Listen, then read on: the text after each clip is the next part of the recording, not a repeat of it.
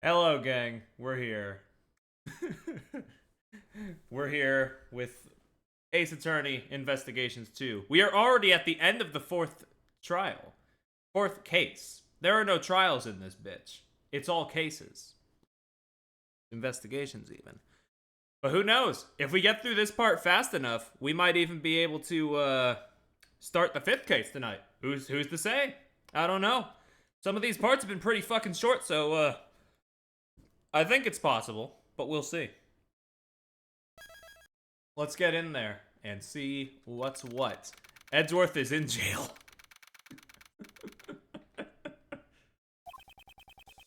This is the second time I've been in this cell. All of my evidence has been taken from me.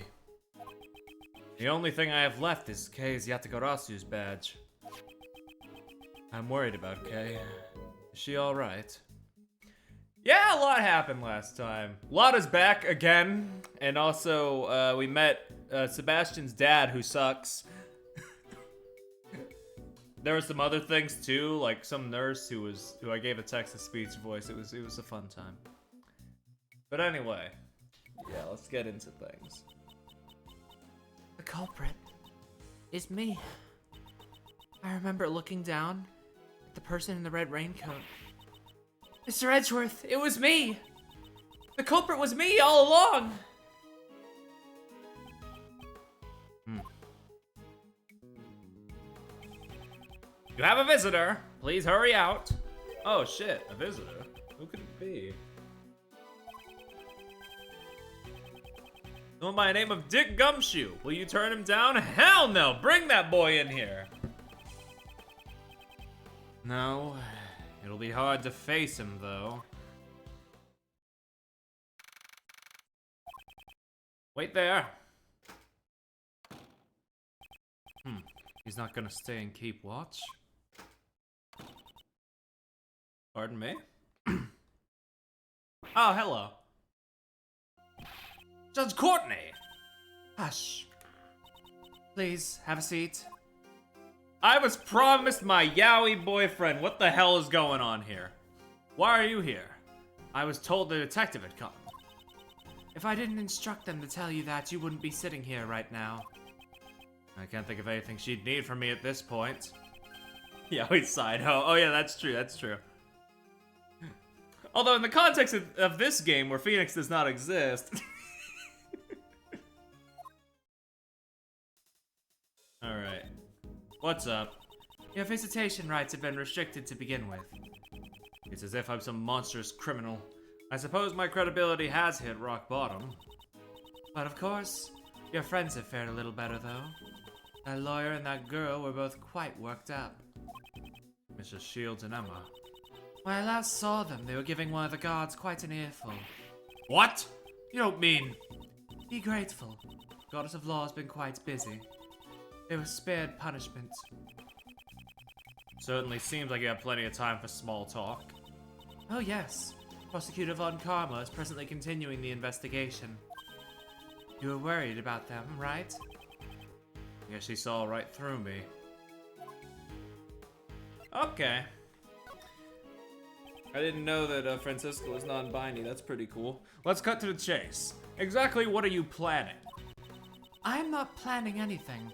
There's merely a question I wish to ask. You're asking me? Yes, of course. Who else is here? Objectively speaking, you are a clever individual and you have a sharp mind. As a prosecutor, you are highly talented and capable.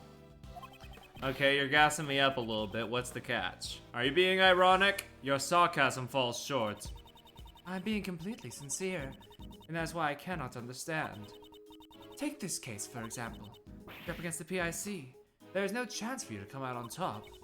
Even a child can understand it, yet you... Perhaps my younger self would have not have done something so reckless. The me from before had power. That's why I thought justice was on my side. It's like you right now. However, because of a certain man, who I cannot say the name of, my self-centered sense of justice was broken down. Ever since then, I began to see people in a different light. I'm able to serve as a prosecutor only because of the support of the people around me. People like Detective Gumshoe, and all the other investigators. And Kay, as well. Honestly, even I'm surprised at how much I've changed. I see. Is that how it is? I've come to understand you a little more. Understand me?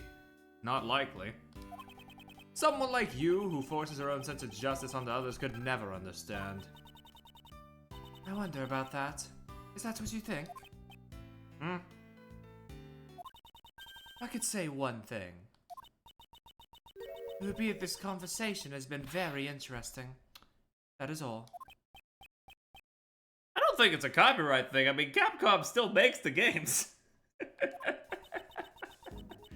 But, yeah, it is interesting that they just never say it explicitly. Yeah. But our conversation is coming to an end. However, I have one last thing to tell you. The date of your hearing has been set. I came here today to inform you. Today, in the PIC meeting room, may you humbly accept your fate. If that's all you wanted to say, couldn't you have just sent a messenger? The holy words of the gods of law simply cannot be entrusted to others. With that, Mr. Edgeworth, I bid you farewell. I shall be seeing you again later.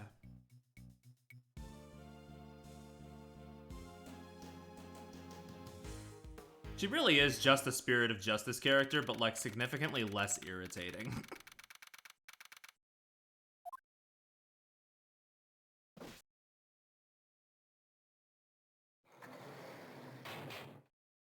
Well, now what? Just go to sleep? A simple bed. I don't expect it to be very comfortable to sleep on. No spoilers for previous games outside of a series. Spoilers! The protagonist is named Phoenix Wright! If it were Detective Gumshoe, he'd probably snore loudly while sleeping like a log. I may never get a chance to work with him again. However, this is the path I chose. I won't regret it. There's a poster on the wall next to the toilet. We are currently out of toilet paper. Please be prepared if you wish to use the toilet. What do you mean by be prepared? Oh, okay, I thought, yeah, okay. There's a dining menu sitting on the desk. It seems I can get food delivered if I pay for it. Let's see. Moldy white bread lunch set, switch to moldy whole wheat bread for an extra $1. Meal and grits set meal for a limited time, get extra gruel at no additional cost. Thank goodness I'm not hungry right now. Sheesh. What about this? Mustn't neglect my personal appearance just because I'm in a holding cell. Prosecutor or not, this is my personal duty. My collar is slightly bent. There. A well-groomed appearance reflects a well-groomed mind. From here on, I'll need to focus myself more than ever. Anything else to examine? There's a poster hanging in the hallway. The Dice and Slice game. Roll the dice and decide your daily menu. Dice and Slice game has been cancelled due to the warden's arrest. I sincerely apologize to everyone who is looking forward to it. There's no need to apologize for canceling such a silly game. Another visitor. This is the main game. There's just 6 weird spin-offs to it. Wrong. The Great Ace Attorney Chronicles are the main games. Everything else is spin-offs. Okay! And also, a certain other dickweed is here. Seems you're alright. I'm relieved. For now. You know, this is kind of touching. You look a little down, Kay. Please, cheer up. You didn't do anything wrong. I guarantee it. Please, just accept it. I'm a murderer. That's not true! Why won't you believe in yourself? What should I believe in? I mean, there's nothing. There's nothing to believe in? That's not true! Before you lost your memories, you literally jumped into my life. As a result, your words and actions have become engraved in my memories. That's the mark you left behind. How can you call that nothing? I believe in your innocence. That's why you must believe in yourself as well. Thank you. But it's no use. Look at all the misfortune I brought upon you. If you can, please forget it all. Your memories of Kay Faraday. Kay! She's just fucking leaving now. And now I'm stuck with this asshole. You know, this takes me back. In my youth, I too was a gallant. Is this the kind of justice that the PIC seeks? Justice, huh? I wonder. I feel like I'm slightly off the mark of the voice I was doing last time, but I'll work my way back into it. This man, what is he planning? Why is he pushing things forward so forcefully? It all seems too unnatural. Is there a hidden agenda? There's no time left. It's all or nothing now. Well then, I must take my leave. Hold it! I'm putting you in the contraption. I am slamming you into the device. The device being the chess dimension. No matter how you look at it, Kay's arrest was unnatural. There must be something behind it. 4 of them. Hey, I'm a busy man, you know. I'm kind of a big deal, you see. I trust this won't take up too much of my time. In order to make it out of this situation, I must break through his defenses. There are plenty of things I want to ask, but my time is limited. I don't think it's 30 minutes. Most of these are like 15 at most. First, I'll ask him. But then again, I haven't like failed any of these yet. I have no intention of letting him push me around. I will overcome this difficult situation.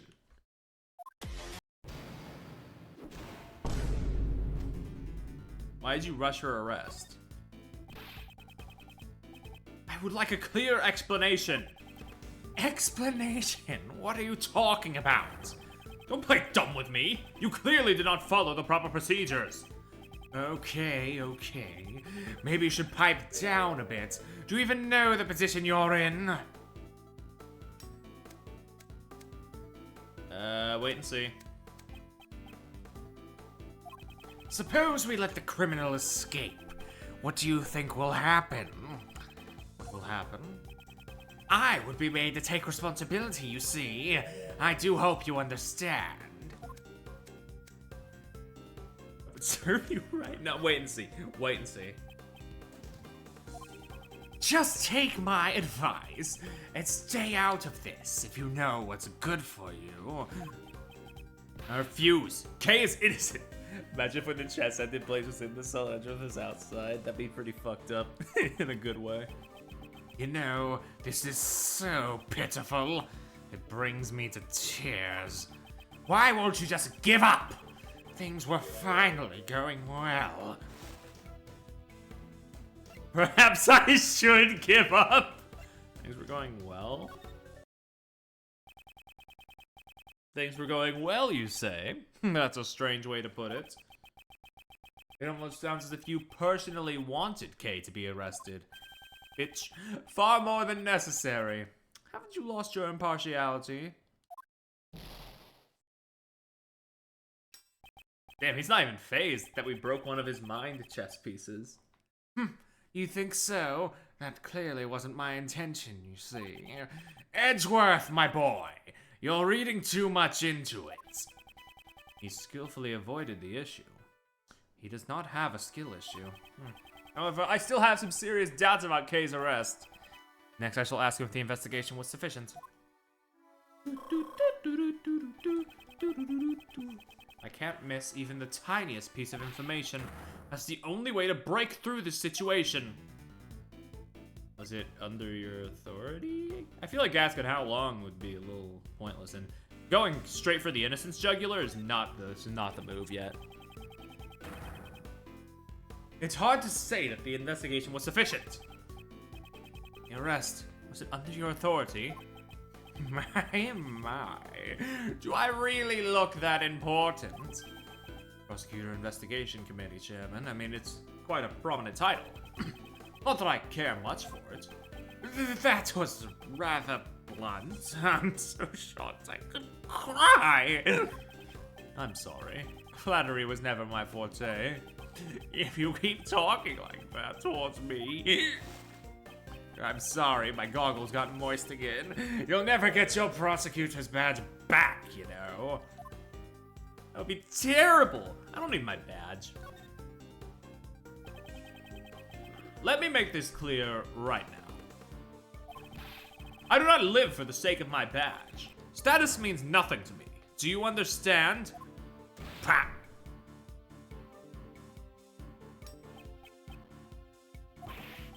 Young, so young. Let me teach you something as your senior in life. What you're saying right now is far too naive, you see. Look in his eyes have changed. Might respond differently to some of my questions now. Questions, that means don't go for the culprit thing just yet. Go for the other question. How much time was spent on the investigation?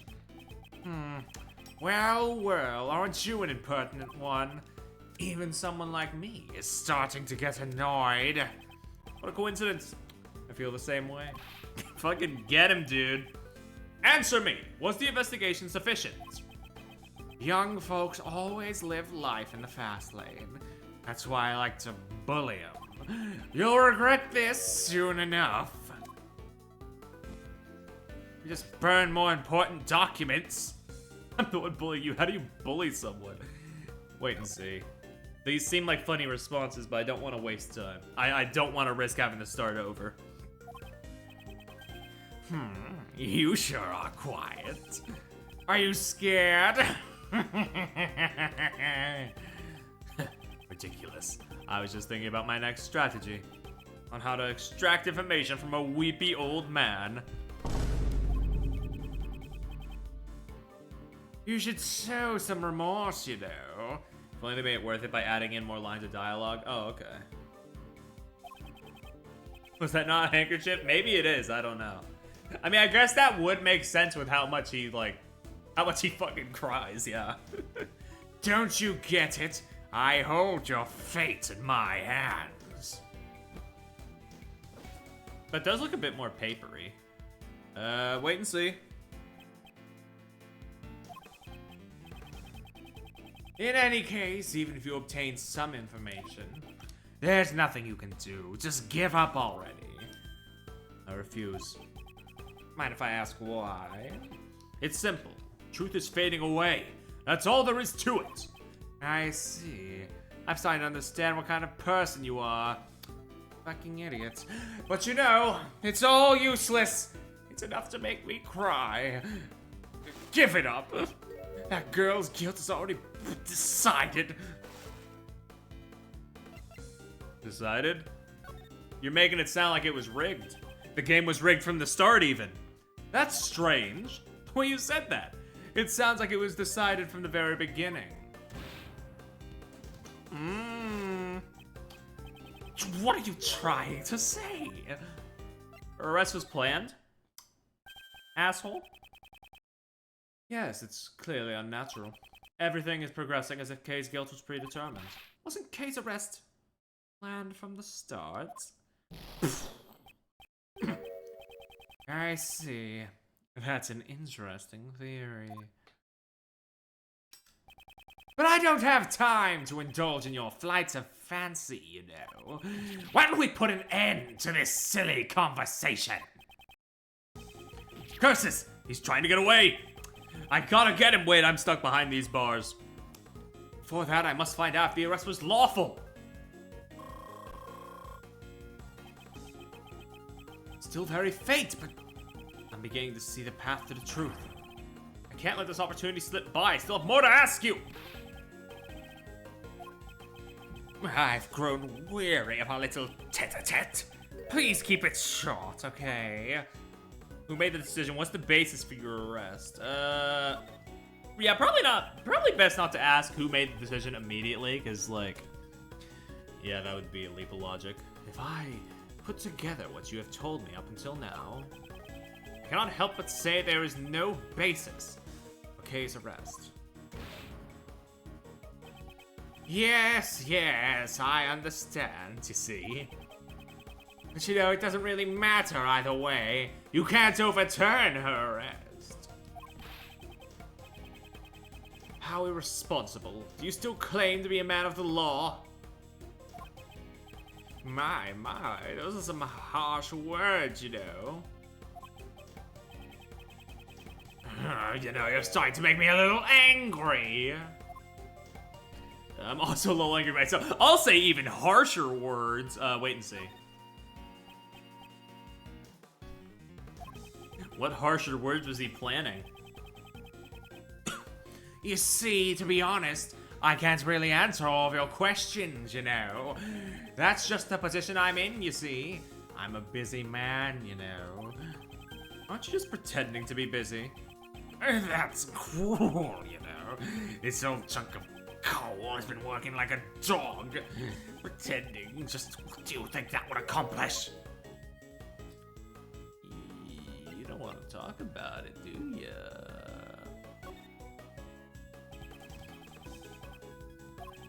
Isn't that why you're trying to get away from this place? Get him! How sad, yes, how sad indeed. Do you really suspect little old me? I do suspect you, and I'm confident about it. There was clearly no basis for case arrest. My, have you forgotten? Wasn't there evidence? The mask, the letter, and the corsage? All were found in the girl's possession. Not to mention, she even confessed. All of this serves to prove her crime. That's... Any objections? Objection! No, I think wait and see. You see, you have no response. It's true, I have no objections. Well, there is one point that bothers me. This man seems awfully familiar with the evidence. Remember everything without missing a beat. That intrigues me. This could be a useful clue.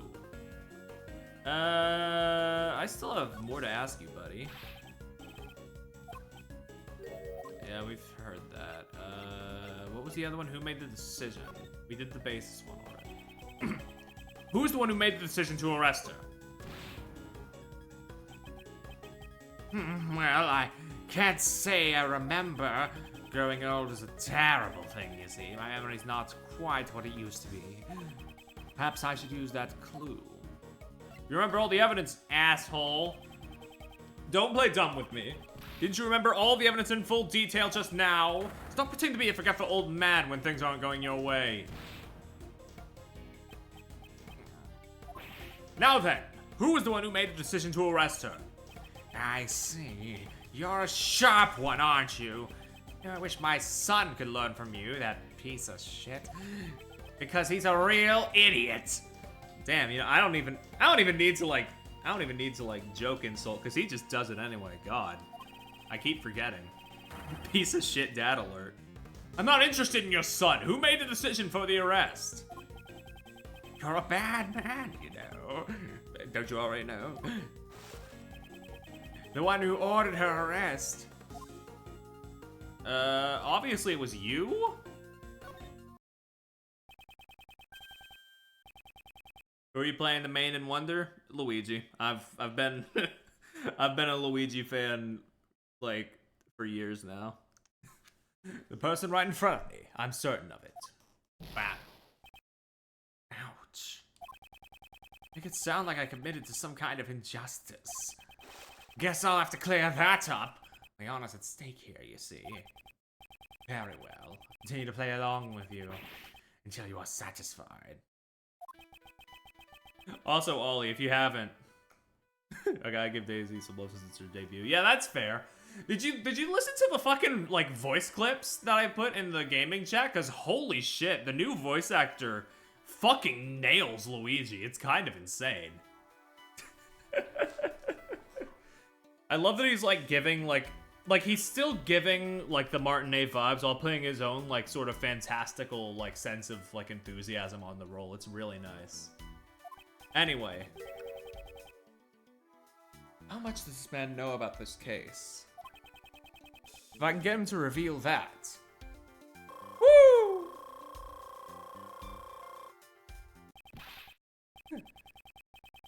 Yeah, it's nice. It's pretty good. And honestly, yeah, those voice clips are all the voice clips are basically all that I am looking at in terms of the leak stuff because I am on spoiler fucking lockdown. But yeah, like from what I've heard, yeah, all the new voice actors are doing a great job, so that's nice. It's do or die. If I can overcome this, I'll reach the truth. You seem to know quite a bit. I just haven't used Twitter. That's fair. I've been curbing my usage a little bit too, because I'll be honest, it's just the platform gets more insufferable by the fucking day. It's crazy that I haven't just left entirely. But you know, it's like the one place where my art like consistently does like decent, so I'm like, yeah. I guess I'll stick around to post that and occasionally talk to some mutuals I can't really talk to otherwise. I should just ask for their fucking Discord.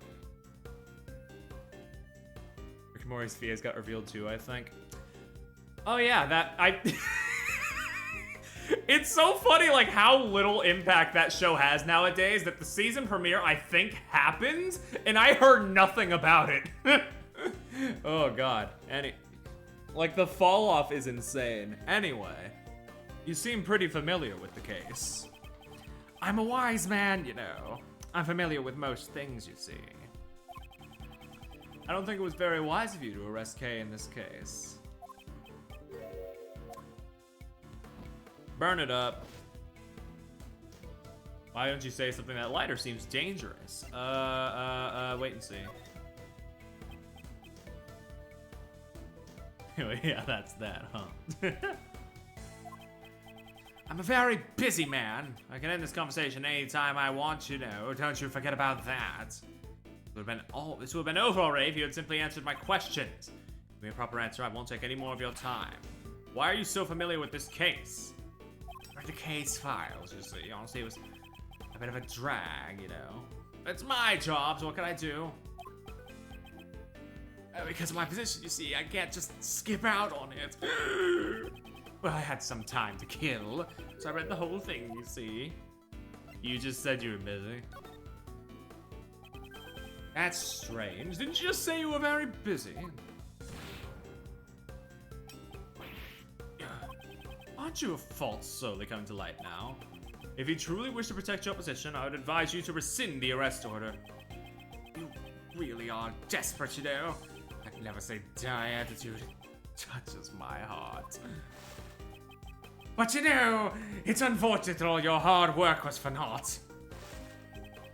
Because we discovered her unconscious body near the crime scene, you see. You found her unconscious? This is the first I've heard of Kate's condition when she was found.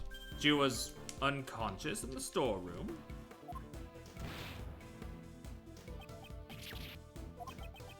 That's right. The source of that information is classified, though. This man knows things even I don't know. Yeah, yeah, he does. It kind of sucks. Does he know the whole story behind this case? This could be a useful clue. About Kay. How much do you know about her? She's the suspect in this case. That's all I know, you see. Scouts on her. I should use that clue. Don't you know the whole story? Something you've said feels... Oh, fuck, this is the wrong voice. Something you've said feels out of place. You know about things that the crime scene investigation never revealed. Why is that? Just how much of the truth do you know? Map. You're making that forceful face again. You know, it kind of makes me want to do the same. Like this. I don't care if you could never copy me. Wait and see. He's trying to be provocative. You really are a persistent one, you know. I can admire that, you see. I will take that as a compliment. Can't you give it a rest already? At my age, my body's not as strong as it once was, you know. Hello, Adam. There is no one else who could be the culprit besides her. She was even given that much evidence to show that she committed the crime. She was given evidence? She was given evidence, you say? That's an odd choice of words.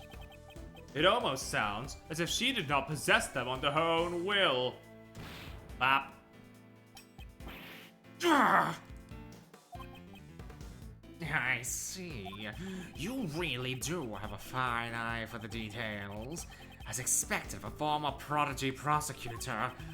You've already found your answer, haven't you? I'm listening, so go ahead and say it. There's no need to hold back.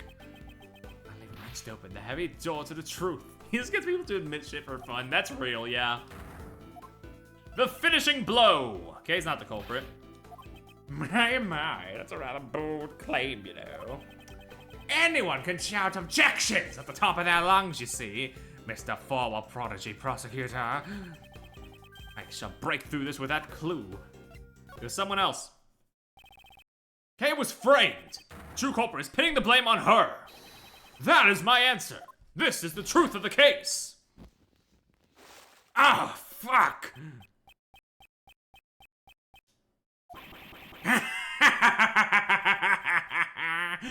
Yes, you're a clever one.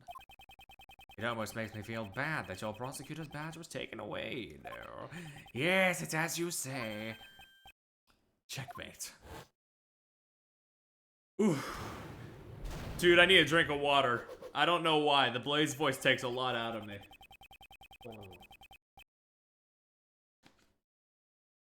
Ugh. Okay, we're good. You arrested Kay even when you knew of the existence of the true culprit. Don't toy with me! There's no way such an act would be tolerated. You sure are green, you know. That's what a prosecutor is supposed to do.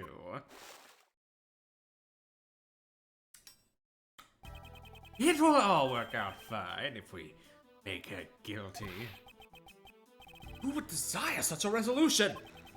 If I had to say, maybe the PIC, and also maybe me, you know. When I heard your words just now, I could barely hold back my tears, you know. You're just so splendid, you see, and it burns me up inside. I'm not the most perfect piece of work, you know, so I can't forgive such usefulness. Youthfulness, not usefulness. If you were useful, we wouldn't be having this conversation. You say the truth is important, but you know, once you know the real value the truth holds, I wonder if you can still say the same thing. What are you trying to say? What is bro waffling about? When you get to where I am, you can just create your own truths anytime you want.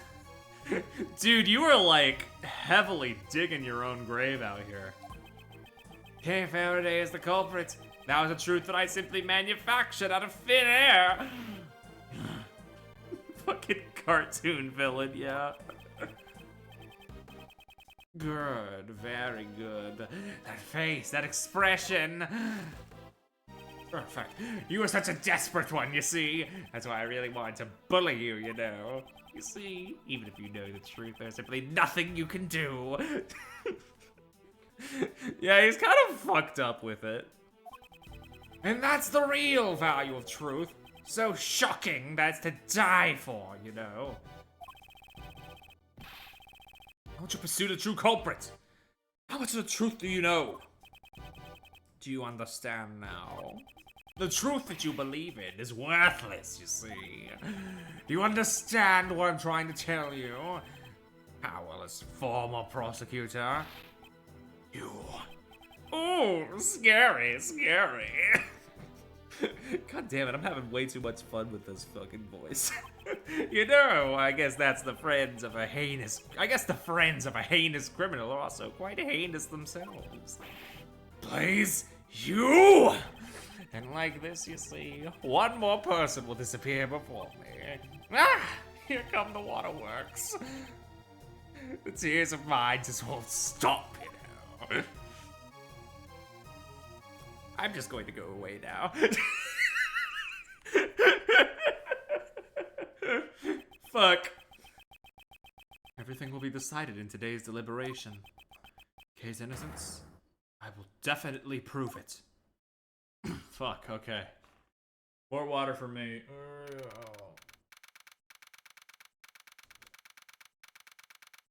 What are you gonna do? You're in jail. Not anymore. Please, it's making me think of Eggman. God. His facial hair is like inverted Eggman, because he doesn't have a mustache, he just grew out the fucking beard. Also, no, they just put us here for the hearing. Yeah, they did put us here because it was probably a different jail cell. They just reused the layout, I think. Because if you're in a cell for like 30 minutes, if you're in this cell for like a total of 20 minutes, you're not gonna waste assets to model a new like prison cell. It's like slightly different. Anyway, 10 members are present. The quorum has been met. From here on out, let the council begin.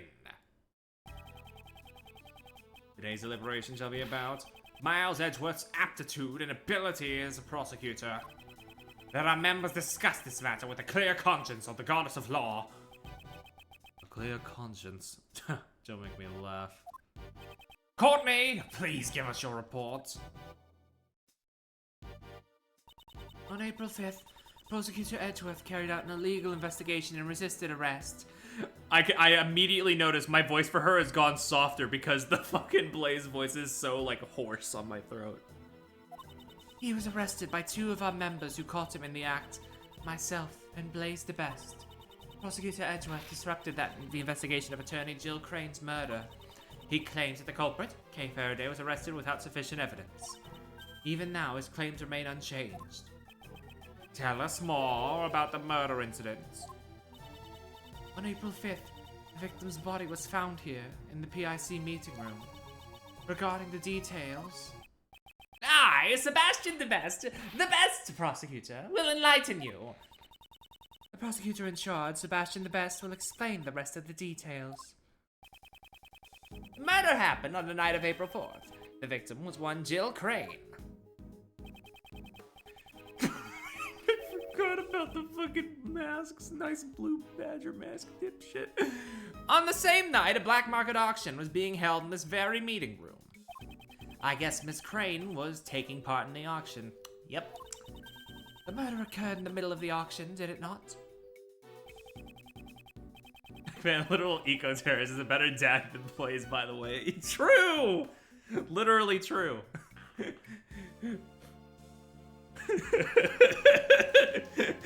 Eggman may level cities and raise fields, but I mean, like, wait, no. Eggman may level cities and like raise and scorch fields to like the burning point, but damn, he respects his daughter's pronouns. When Miss Crane was found, she was dressed like the conductor of the auction. However, based on the fact that the auction continued after the murder occurred, I deduced that Miss Crane could not have been the conductor. You weren't the one who made that deduction. Sebastian, please show everyone the basis for the arrest of the culprit. You got it, Justine. Kay Faraday was unable to bear the weight of her good conscience. I believe you mean her guilty conscience. Yes, so it was her guilty conscience that drove her to confess the crime. According to her confession, on the roof of this building, she met a figure in a red raincoat on the viewing platform. So Crane was wearing a red raincoat? Yes, that's correct. The culprit used the conductor's clothes as a red herring to mislead us. At the time of the murder, Miss Crane was wearing a red raincoat. It was I who discovered the raincoat near this building. He did? I'm sure it was the forensics team who found it. To be more precise, it was the forensics team under Sebastian's orders who discovered it. I thought as much. According to the blood analysis, the person in the red raincoat and Miss Crane were the same person. Decisive evidence is the culprit's own confession. She testified that she killed her. That's right, the culprit is Kay Faraday. It couldn't have been anyone else but her. Well then, Edgeworth, if you have any objections, let's hear them. I have no objections. I see. Seems all the fight's gone out of you after your little... Oh, fuck. I have no objections to your claim that I investigated illegally. I admit to that. However, I object to the claim that Kay is the culprit. I will testify Sebastian's investigation was fair and just. Of course it was, Justine. Don't you know that I'm the fairest of them all? Edgeworth, my boy, despite how things may seem, I actually kind of like you.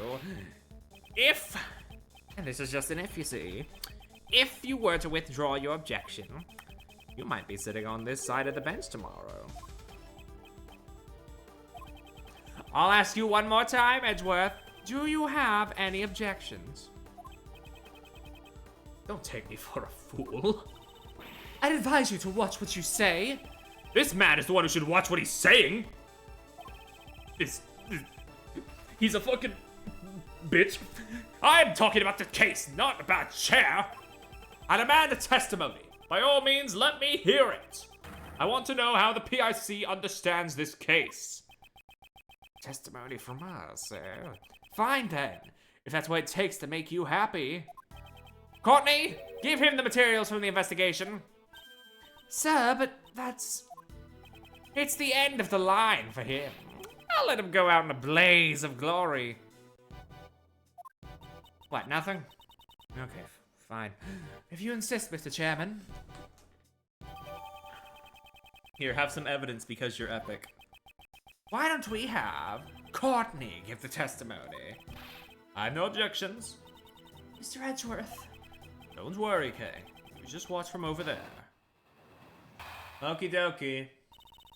Oh, when they said it was the PIC doing it, I was like, oh, is this gonna be like the first, like, in order of game release, the first summation examination? But no. No, it's still just with Courtney. Fair enough. Miss Crane went to the black market auction as a customer. The red raincoat was one of the items up for auction. We believe that she left her seat after winning the bid for it. The only exit from the storeroom is the hatch that leads to the viewing platform. No, sorry, that's way too many extra character sprites. Yeah, we don't have the budget yet. We don't have the budget. Which is then halved for the sequel. Miss Crane went out to the viewing platform when she was attacked by Kay Faraday. That was how she met her end, and that concludes my summary of the case. That's a fair point, Kiki. The red raincoat was up for auction. Is that a fact? It is quite likely. The red raincoat had been a piece of evidence in the assassination attempt of the president of Zhengfa, as you well know. Originally, it should have been stored in an appropriate place. When I asked about it, I learned that it went missing. And it somehow made its way to the black market auction. Certainly a natural conclusion. My, well done, Courtney. Your explanation is as clear as ever. I am much obliged. Prosecutor Edgeworth, will you concede defeat now? Sorry, but I don't plan on it. I see. I'm relieved. Relieved? The fuck does she mean by that? Come to think of it, her reason for questioning me yesterday remains a mystery. Just what is she thinking? What were they thinking? Anyway, let's get to the rebuttal. Miss Crane went to the black market auction as a customer. The red raincoat was one of the items up for auction. We believe that she left her seat after winning the bid. The only exit from the storeroom is the hatch that leads to the viewing platform. Miss Crane went out to the viewing platform where she was attacked. Is that right?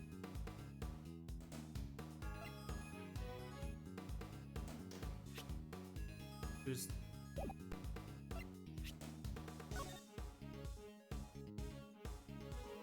Yeah, wait, you already have the fucking... Hold on.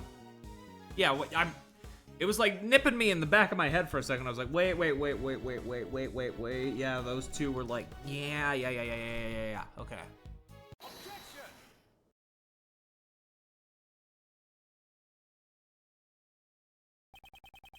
Judge Courtney, I found it to be strange for a while now.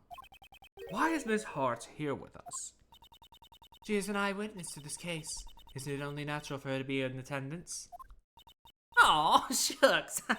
I reckon I'm more of an ear witness than an eyewitness. Seems like gaining the trust of others isn't your strong point, Judge Courtney. Perhaps I simply do not wish to be as tactless as you. It appears you have failed to get the witness to tell you the most vital information. Please look at this photo. This was taken by Ms. Hart. This photo seems to have been taken in the storeroom. And what of it? According to your reasoning, the incident took place on the viewing platform. However, Ms. Hart encountered the incident in the storeroom.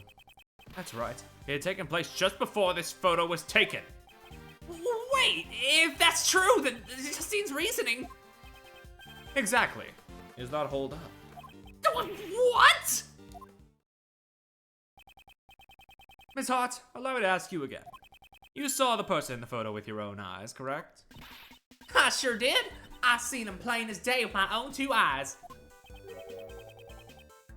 And what did you think at the time? I figured I was about to get me a big scoop. You know?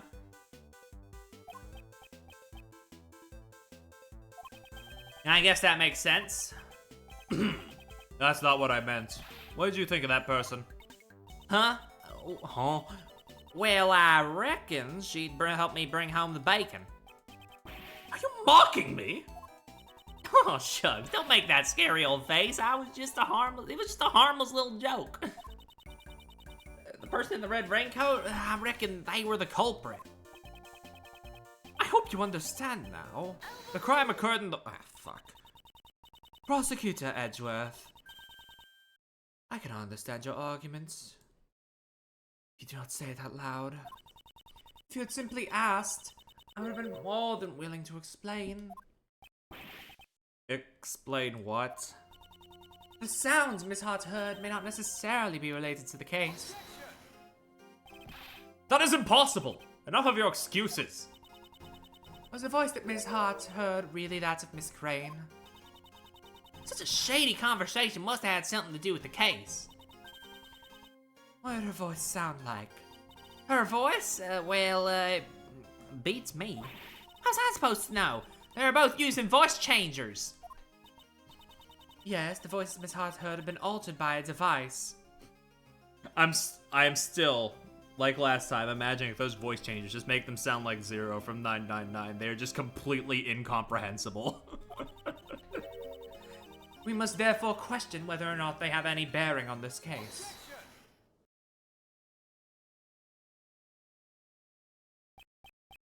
You need not object just because you wish to sigh. Judge Courtney, seems I have greatly overestimated you. No. Courtney is quite amazing, you see.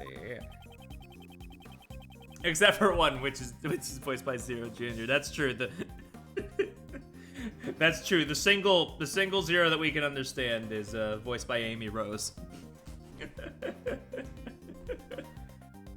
You claim that the sounds Ms. Hart heard have no bearing on this case. Even if they do not, it doesn't change the fact that the crime took place in the storeroom. At the very least, the crime must have occurred before the victim went up to the rooftop. The reason being... the hand, bitch!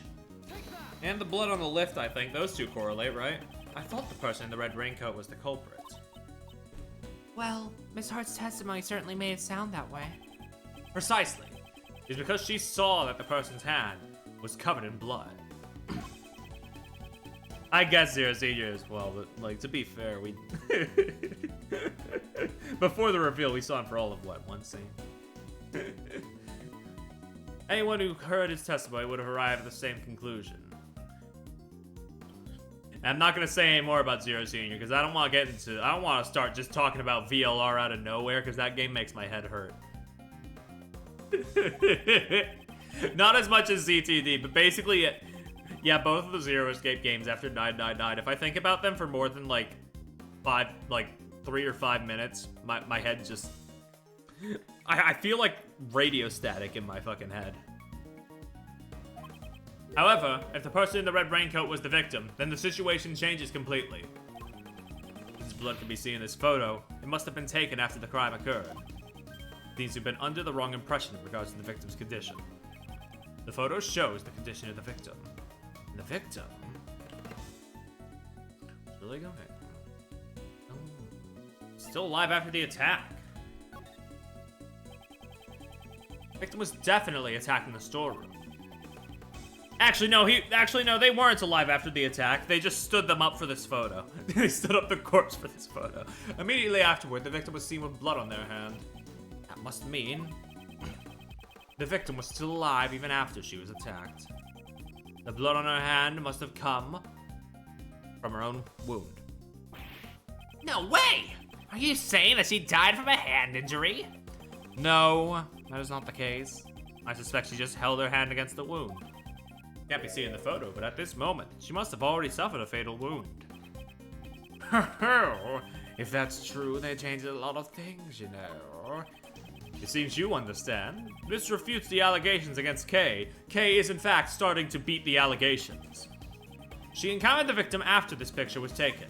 I believe at that point in time, the victim was already on the verge of death.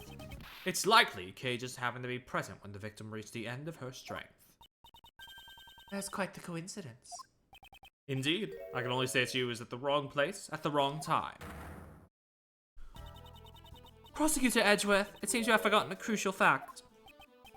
Ah, you mean that, right? He must be pretending that he hasn't noticed it, you see. What did you say? Are you implying that I forgot something? Courtney, I think it's about time you gave him his last rites. Hey, Pops, Justine's with me, you know. Don't order her around like that. You know, even though you're my son, you're so embarrassing. I'm not embarrassing. I'm sorry, but you're both rather embarrassing. Justine, give Mr. Edgeworth his, Very well. I shall give him his last rites.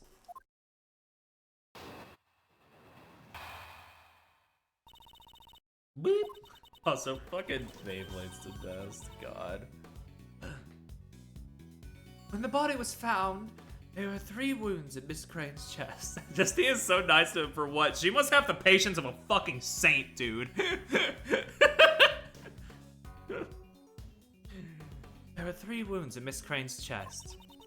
I'm sure you're well aware what kind of wounds these were, right? Yes, she was stabbed in the heart with the 3-pronged candelabra. Is there any person who could survive such an injury?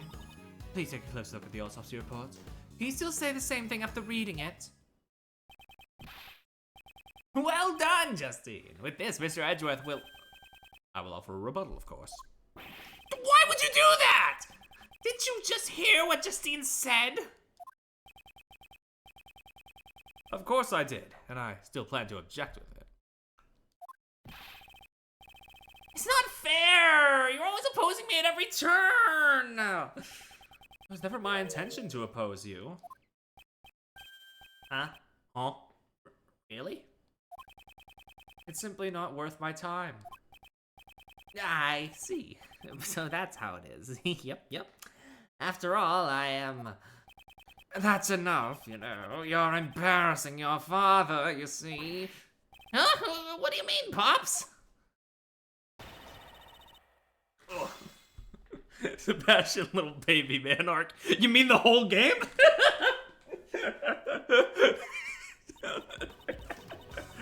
There are 3 wounds in the chest. You know what those wounds are. She was stabbed in the heart and you're to blame or some shit.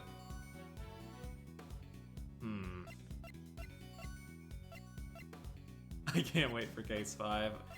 I mean, we may be starting it tonight, depending on how long this end of the case takes. Anyway. She was... There aren't... The stab marks aren't there, are they? Like, hold on. They're there on the suit. But unless this low-res jacket is betraying me, it's not there on the coat. I wouldn't count on that. Fair enough. We'll see what happens. I mean, when I started up the file today, I saw I was on end part 1 of this case, so I was like, oh shit, we're really just closing in, huh?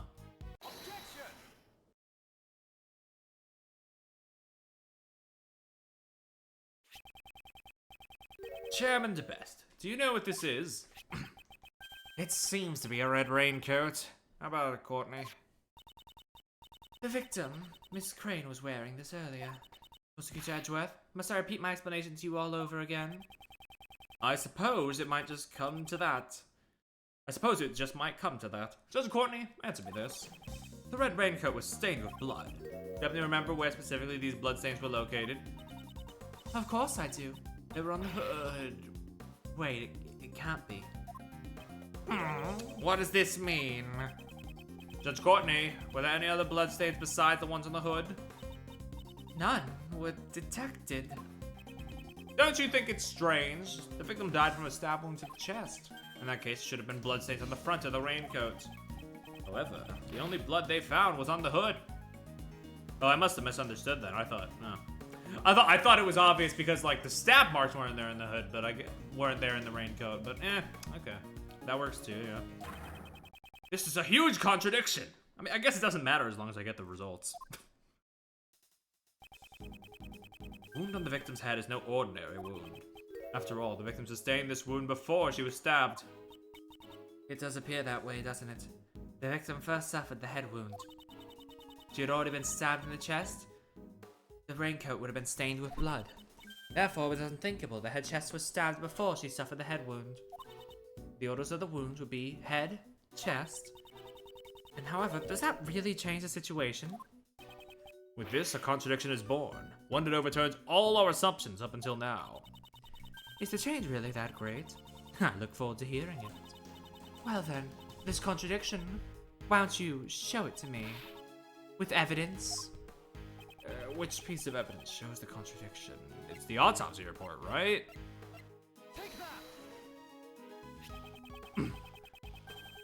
If she says it's outdated, I'm gonna kill myself. This is an autopsy report written by Dr. Young. According to this, the head wound was post-mortem. But that's not what the raincoat shows. Exactly. It's the exact opposite. Bailiff, hurry and summon Dr. Bonnie Young at once. Until we hear what she has to say, we cannot close the curtains on this case. I need to take a sippy of water, too. Yes, ma'am. Understood. Hydrate. Now.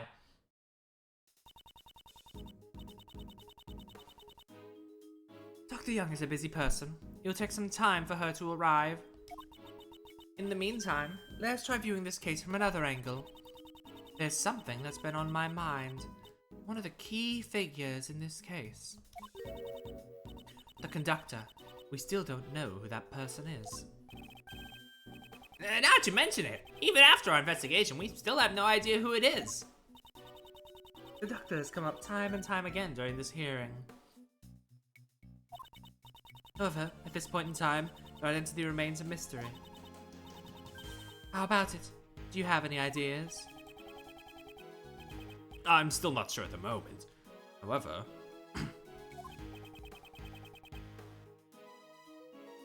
there's someone I have in mind. A certain individual involved with the case who might know something about it. Who's that? Blaze the Best, I demand your testimony. What?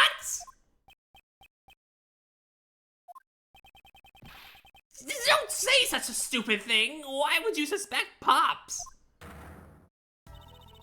Are you trying to cast suspicion towards the chairman of the PIC? Do you understand what that means? Status and prestige mean nothing before the truth. That man is trying to pin the crime on Kay. That evidence was in Kay's possession. The ticket stub, the mask, the corsage. These items did not come into her possession of her own volition. By some method, that man purposefully planted them on her personage. It is hard to believe such a sudden accusation, but I'll ask just in case. Why would he do that? Obviously, to direct suspicion towards Kay. I succeeded in drawing out those words from him earlier. Mr. Chairman, your response? You're too shocked to speak. And what of it? Perhaps you didn't hear me. I said, what of it?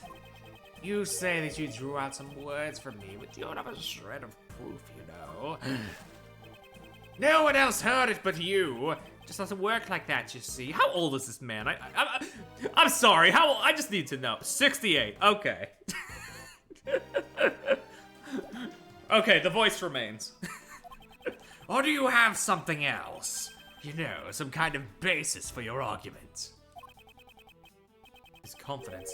He also showed it at the cell. Prosecutor Edgeworth, I would like you to explain once more. I trust we have your permission, Mr. Chairman. But of course, I'm pretty interested in this matter myself, you know. Yeah, I don't know how he stays that jacked at 68, but okay. I'd like to know just what part of me seems criminal to Edgeworth. There's no one as honest as I am, you see. How can he say that with a straight face? Let's start from the top. The fact that the auction was held in this room was a cause for suspicion. Ooh, this is the PSC meeting room. I imagine it would be difficult for non-members to enter. That's why all the members have key cards, you know. I think we can assume that multiple auctions have been held here before. Therefore, suspecting a member of the PIC would be... It depends. Yes, because the conductor had to have been a PIC member. Wait, no! What's that all about? What do I do, Pops? I just helped the enemy.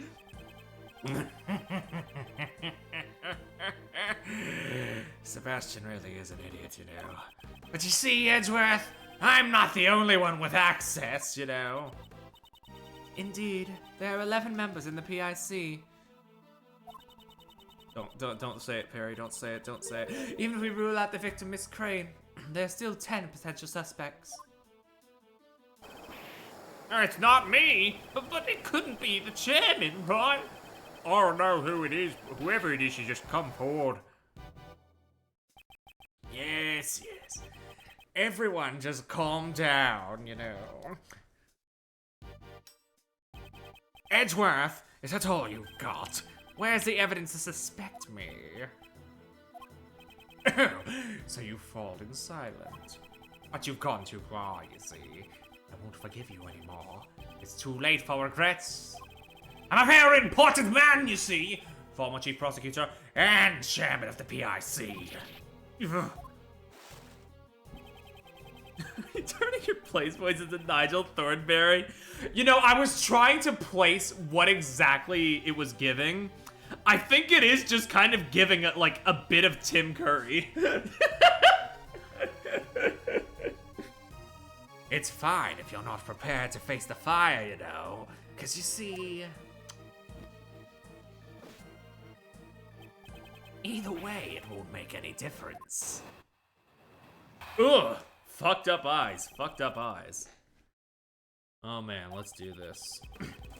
You've been rambling on for quite a while about the most trivial details, you know.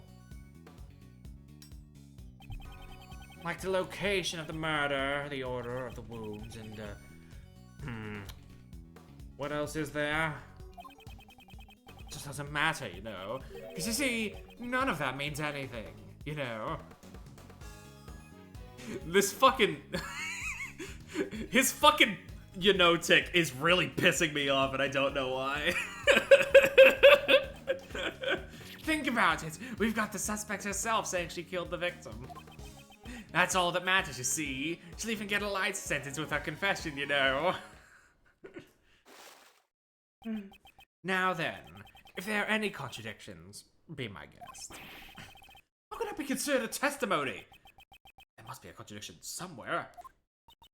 That person, he's very important, isn't he? Mr. Edgeworth, it's alright. Let's just give up. Surely I must have killed her.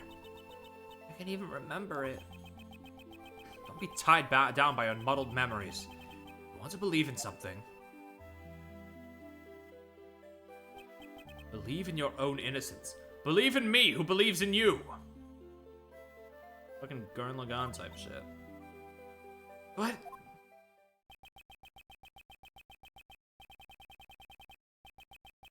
Opponent is the PIC chairman. Taking him down won't be easy. However, He has underestimated me. If I can take advantage of that. It is kind of wild how like the main like antagonistic force, at least from what I can gather, of both investigation games are just fucked up old men. Then again, isn't that kind of like a consistent through line with Ace Attorney games? But they have very similar vibes in the investigation games, Alba and Blaze. But yeah, I do definitely think Blaze is doing it a lot better, even if he is even if he is also still angering me. It's like in an intended way. We've been rambling on for quite a while. Like the location of the murder, the order of the wounds, what else is there? It don't matter. None of this matters. We got the suspect herself saying she killed the victim. Nuh-uh. Well, actually, yeah, but I'm gonna press anyway. It may be true that she confessed, however, that does not make it the truth. She is suffering from memory loss, so we must question the credibility of her testimony. Objection. That's his voice? Objection. That's the voice? Okay. I like mine better. Even if you say that, you know, it still won't solve anything.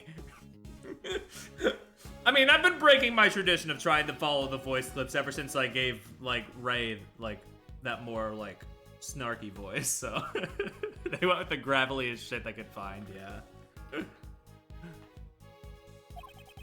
What good will it do to deny her confession? Sounds like nonsense to me. Well, try asking her again. I think she'll just say that she's the murderer again, though. Very well. Let's try asking her again, one last time. I'd like to hear from Kay herself, whether or not she's the culprit. Huh? From me? Will that be alright? If this goes poorly, it will be quite unfavorable for you. I do not mind. However, I shall ask Kay the question myself. I'm moved to tears, you know. Oh, how touching, you know. How very touching. Fine, then. I'll let you ask her. However, I have one condition. If all this proves to be a waste of time, I'll kill you or something, I don't know. Then that will be the end of it. How's that sound? The end of the hearing? Yes, it seems you can be smart once in a while, Sebastian. In other words, you see, if she confesses again, Kay Faraday will be found, beyond a shadow of a doubt, guilty. Yes, it's a fine idea. Guilty? Beyond the shadow of a doubt? Yes, that's right. That's harsh. But either way, if I do nothing, she'll be declared guilty. Kay! Yes? I know what I'm asking of you is unreasonable, but please, I want you to answer me. It doesn't matter how tiny it is. Do you remember anything? Anything that would prove your innocence? Why would you go that far for me? I can't do it. I'm sorry. I'm too scared to remember. I'm scared. Man, if only Ollie was still here. Because I might have done something even worse. If that were the case, it would only make things worse for you. Oh, fuck. Kay Faraday must have been a despicable criminal. Someone who betrayed your trust. Don't worry. We've only known each other for a short while. But I know you very well. I'd even say that I know you better than yourself, now that you've lost your memories. Half the fucking thing. You cannot possibly be the culprit, because your true identity is... Look at this badge. The only badge we have. The great thief, Yatagarasu. Yatagarasu is a noble thief who would never stoop to murder.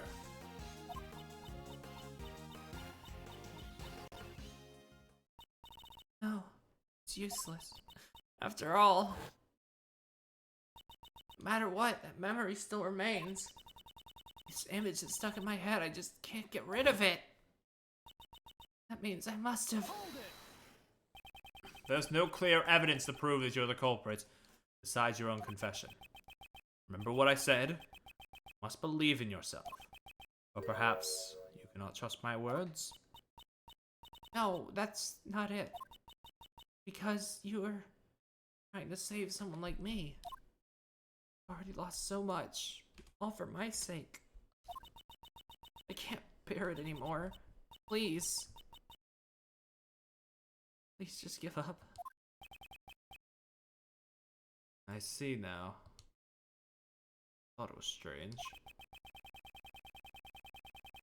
The reason you were acting like you wanted to be found guilty was because you were concerned about me. That's just like you, Kay. It's because you're a good person, Mr. Edgeworth. Unfortunately, I may fall short of your expectations. I'm not trying to be a good person. No matter how much you want me to give up, keep trying to save you. That is the nature of who I am. Whether or not it's a burden for you is none of my concern.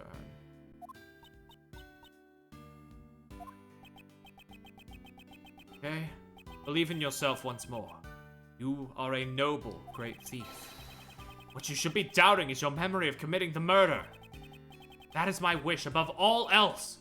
Please!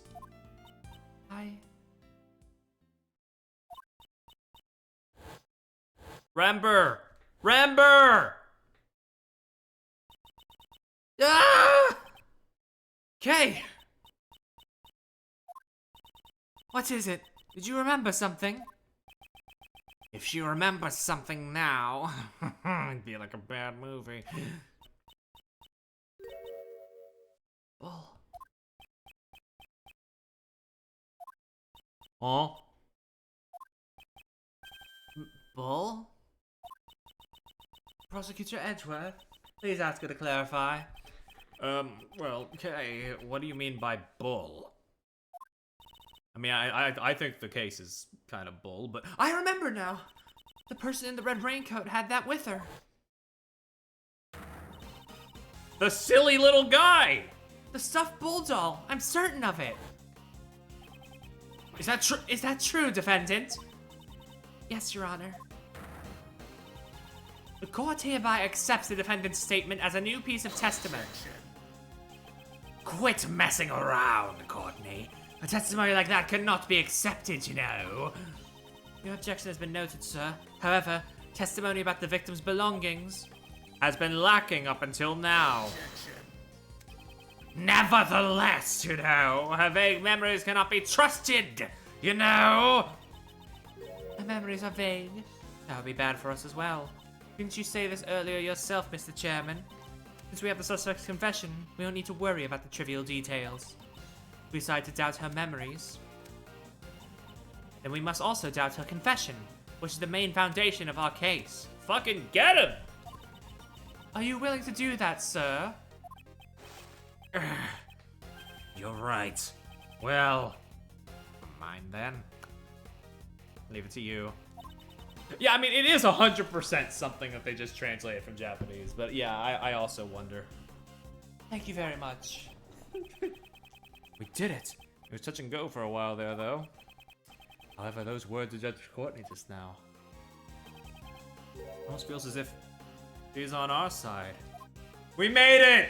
We made it to the part of the game where the asshole starts siding with us.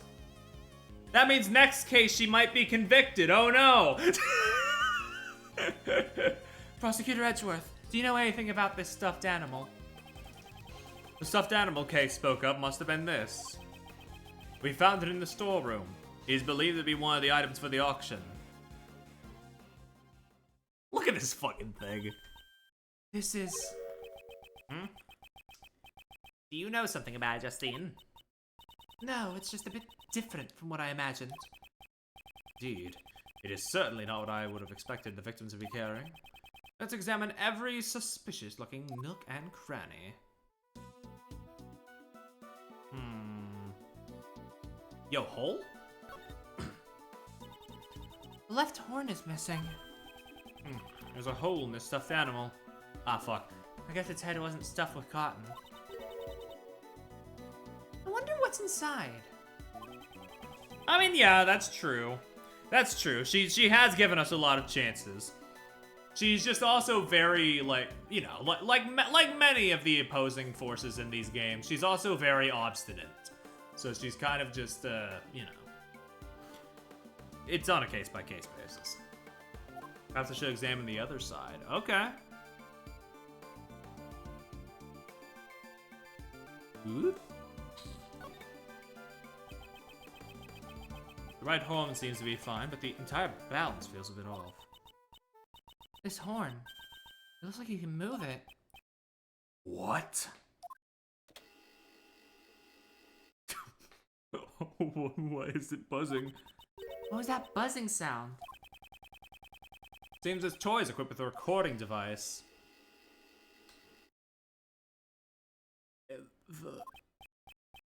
Oh, man.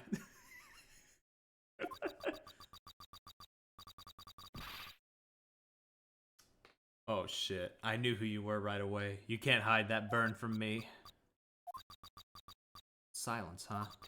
I've been waiting for my chance to get revenge all this time.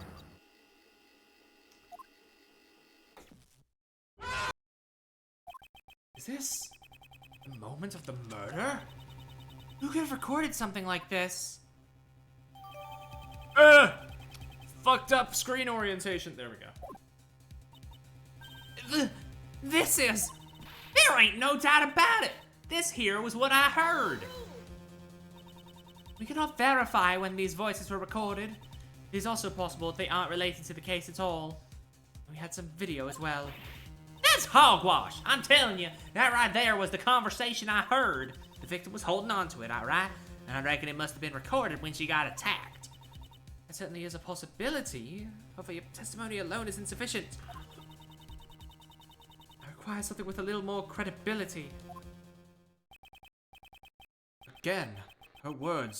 It almost sounds as if she's trying to give me advice. Judge Courtney, there's no mistake that those voices were from the incident. Please recall the audio that was recorded by a stuffed animal.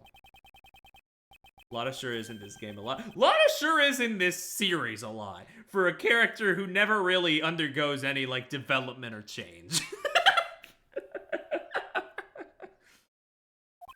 If we compare this part of the recording with a certain piece of evidence, we can prove it. I mean, yeah, she's useful to the case. Yeah. I will say, you know, she has that over Larry. Okay, well, actually, Larry had moments as well, I think, if I'm remembering right. Whatever. This says something about the hand, right? Yeah, burn mark on victim's hand. The autopsy report. Exactly what part of the autopsy report shows that? This part. What do you want me to burn? Mark? Hand? What do you want me to present here? I'll do burn.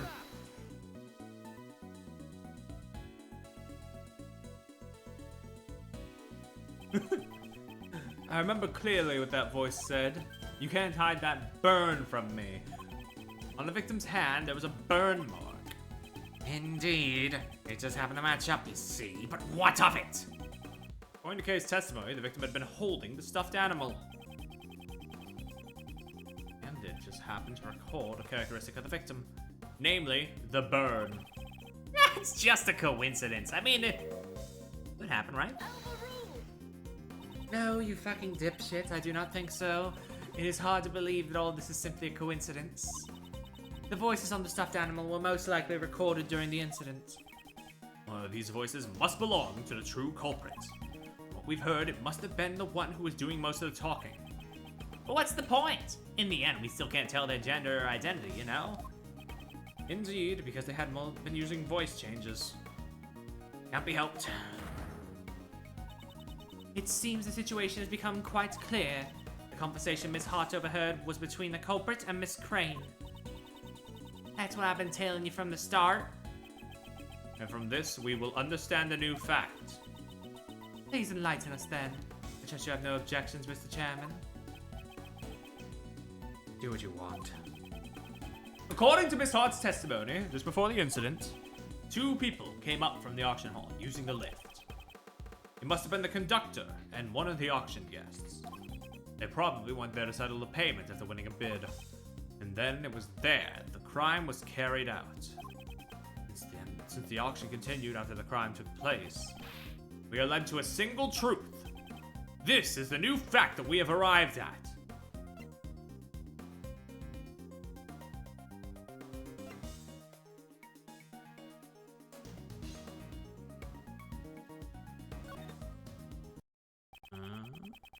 Since the conductor was the only one who could keep the auction going, we can conclude that the deceased victim could not have been the conductor.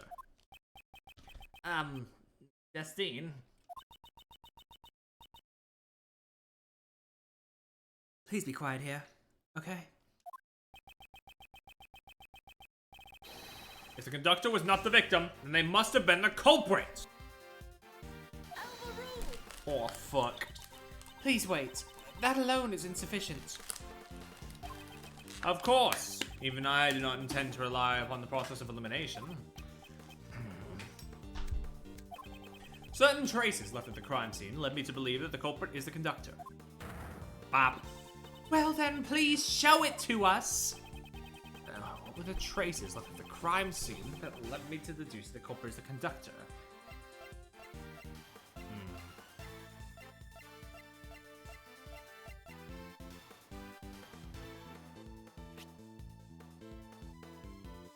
I don't think that would be enough.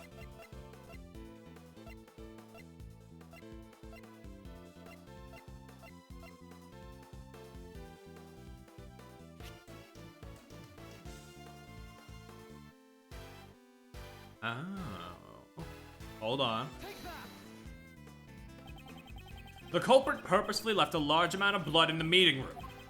In doing so, we were led to believe that the meeting room had been the scene of the crime. It was a ruse by a true culprit to hide the blood that had fallen from the storeroom. So we wouldn't find out about the existence of the black market auction, correct? Indeed. If the culprit had been unrelated to the auction, there would have been no need to do such a thing. Ergo, the culprit could have only been the conductor. Well then, do you have any idea as to who the conductor might possibly be? The auction hall is at the PIC meeting room, and furthermore, there is a storeroom above it. The conductor must have been, at the very least, a member of the PIC.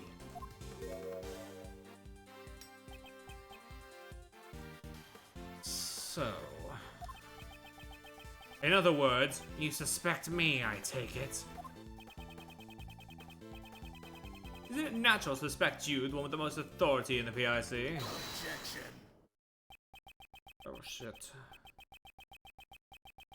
You are quite capable. I'll give you that much, at least. But you know, like I said before, you're far too naive.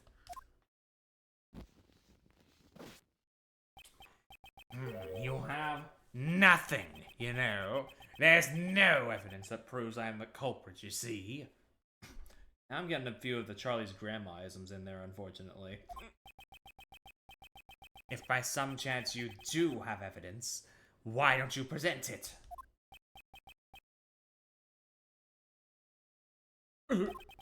Do I even have evidence that Blaze is the culprit? I don't think we do, man. I'm gonna be honest. Blaze himself suggested that he is the criminal. He has been showing that strange self-confidence for a while now.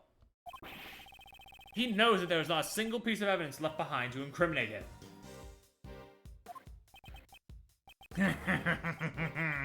If you play with fire, you're gonna get burned, Edgeworth. God, says fucking you, dude. Just kidding. I always wanted to say that, you know. Well then, Courtney.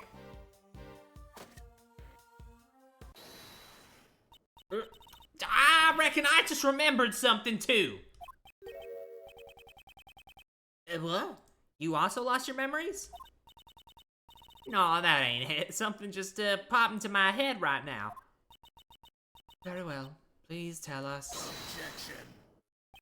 Courtney, could you tell me what you're doing? Prosecutor Edgeworth will not give up until we have destroyed every last possibility. I'm destroying every possibility, so he will never oppose us again. You say that, but I don't think that's actually what you're doing. Justine!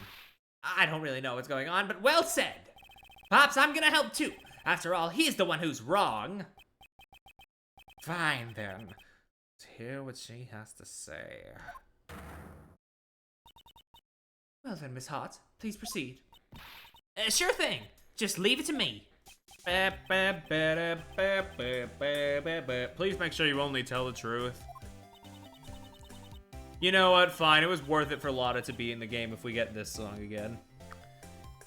Oh, the classic. Ain't that a matter of course? I'm a bona fide journalist of justice, you know. Somehow I feel uneasy. Y'all saying the culprit was a conductor, right? That means the victim was a customer. Now here's when it gets a mite strange. You see, there were 11 people at the auction. When the auction continued after the incident, I went straight on over and snuck a peek down below. You don't mean... That's exactly what I mean. All 11 people were still there, present and accounted for. What? Are you sure about that? Sure, I'm sure. I saw it with my own 2 eyes. So it started with 11 people, and then there were still 11 people after the murder. Was it a ghost? You know, Sebastian, normally a prosecutor would call that a contradiction, you know. Were there really no changes in the auction at all? Really, I'm telling you, the auction just went on like normal. But there was one itty bitty thing though. What was it? You know those hamsters? You know those hammers you always see in an auction? Like the one that lady is using over there. An auction gavel, perhaps. Yep, that's the one. All of a sudden, I couldn't hear the sound no more. It'd been banging away just prior to it. The sound of a gavel? Does that have anything to do with the case?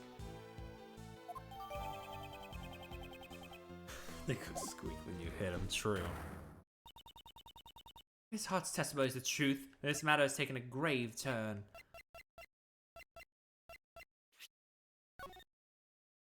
The auction continued even after the murder, however, the sound of the gavel was not heard afterwards. Okay.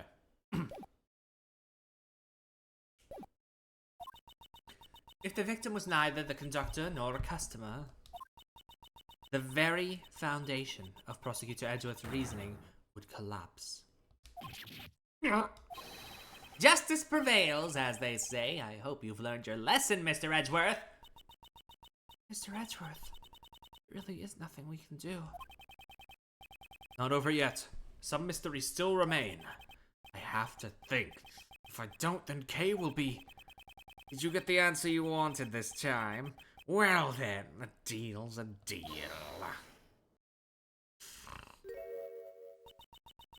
Please wait, Mr. Chairman. I believe it is still too early to make a judgment. True! There are still a few mysteries left in this case. Until we have solved them all, we cannot call this a complete victory. I had to dip out for a moment. How are we feeling? Adam pointed out that my Blaze voice kind of has hints of like Nigel Thornberry, so I'm kind of coping with that. But otherwise, you know, we're going pretty good. Isn't that right, Prosecutor Edgeworth? I was expecting you to shout. Hold it! Like you always do. Yes, of course. Once again, Judge Courtney has come to my aid. Well then, what is it? What sort of mysteries are left? Well, of course, there's the contradiction in the autopsy report. Are we or are we? Yeah, it's happening. That kind of thing. It's okay because Courtney's on our side now, and she's awesome, and I now have worries about what the next case is going to entail because of that.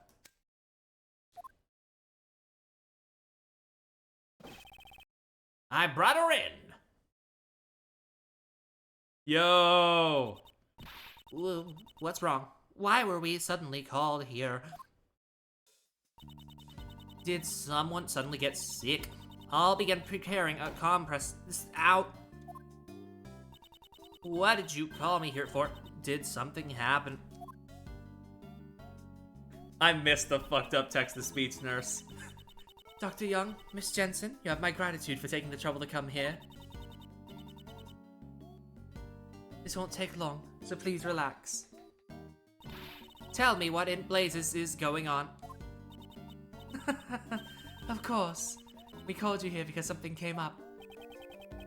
Judge Courtney, just what are you planning?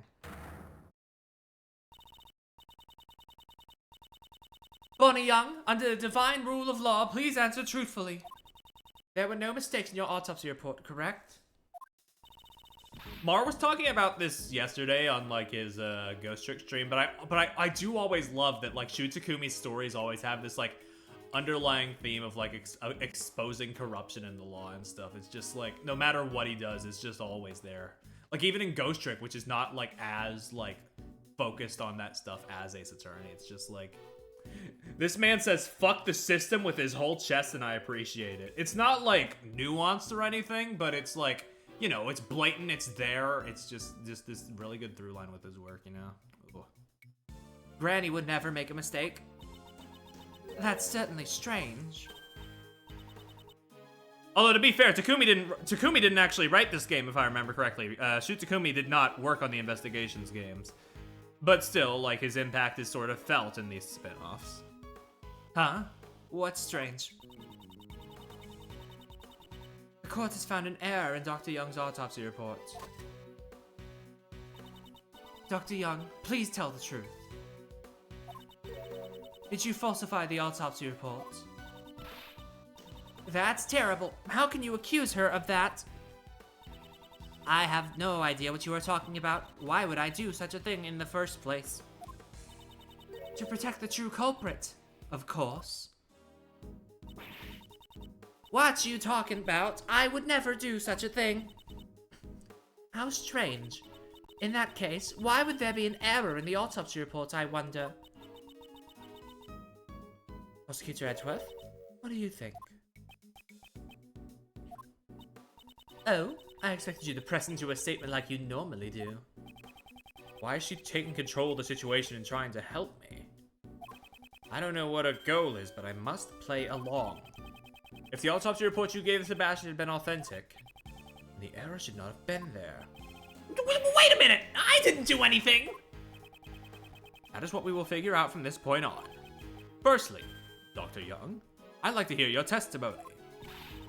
Why do you want to hear her testimony? It would be pointless. I will be the one who decides whether or not it is pointless. Not you. There are patients waiting on us. But, Granny, ow. Anyways, we don't have time for this. Is there any way I could convince you? This is of the utmost importance. Mr. Miles Edgeworth, Granny says she'll testify. So please, try to finish this quietly. If we don't return soon, there will be people in terrible suffering. And yet, you were lollygagging on the viewing platform earlier. I promise you, this won't take long. If she tells me the truth, of course. Let's fucking get it, dude. There are no mistakes in Granny's autopsy reports. I've been working with corpses longer than you've been alive. There's no way I'd make a mistake in writing the autopsy report. Ow. I got nothing to gain from falsifying the autopsy report, is what she says. See? There's nothing strange at all. Sure. Yes, that's right, you know. There's no way she would falsify it, you see. Under the name of the goddess of law, do you swear this testimony is truth? Of course, Granny would never tell a lie.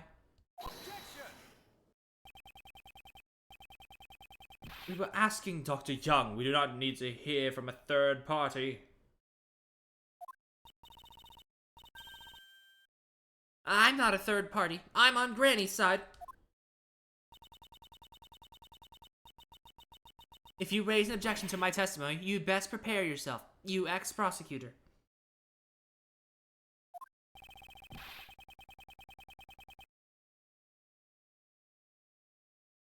I will definitely expose the contradiction in the autopsy report.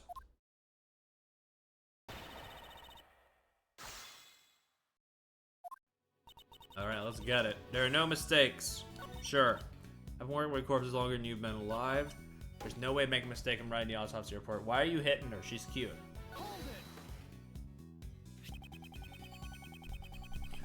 The victim wore this raincoat after suffering a blow to the head.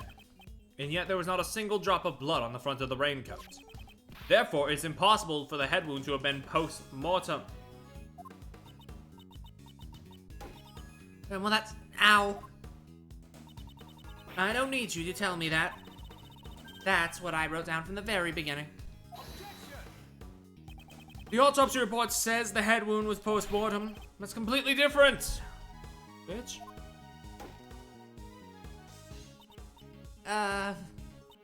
Yeah. I relayed it to Karen. What to put down in the autopsy report. After that, it was none of my beeswax. Relayed to Karen? Please elaborate on that. I relayed everything. After that, it was none of my beeswax. Okay, but like the autopsy report is still faulty though.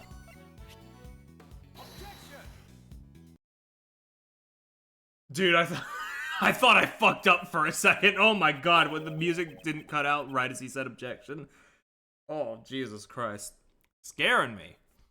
Dr. Young, please confirm what this autopsy report says with your own eyes. Why did it continue? I don't know! I'll read it out for you. Ouch.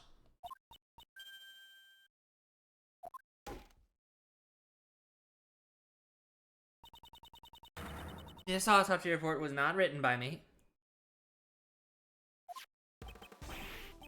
What? What do you mean?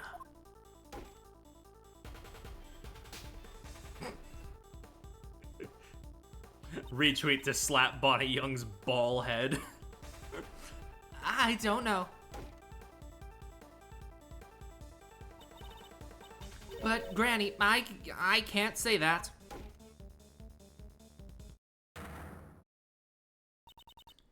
Miss Jensen, if you're trying to keep the truth in the dark, then in place of the gods of law, I shall hear your confession. Judge Courtney is talking with Dr. Young in private. What? Is that true? Understood. I shall convey your words to everyone else, Dr. Young. I properly relayed that autopsy report orally to that child. It seems my granddaughter must have mucked it up when she was writing it down. Oh wow, you transcribed that like perfectly.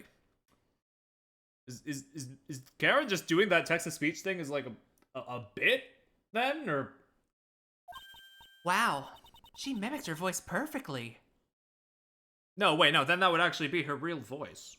Oh, interesting. There's no need for her to go that far, though.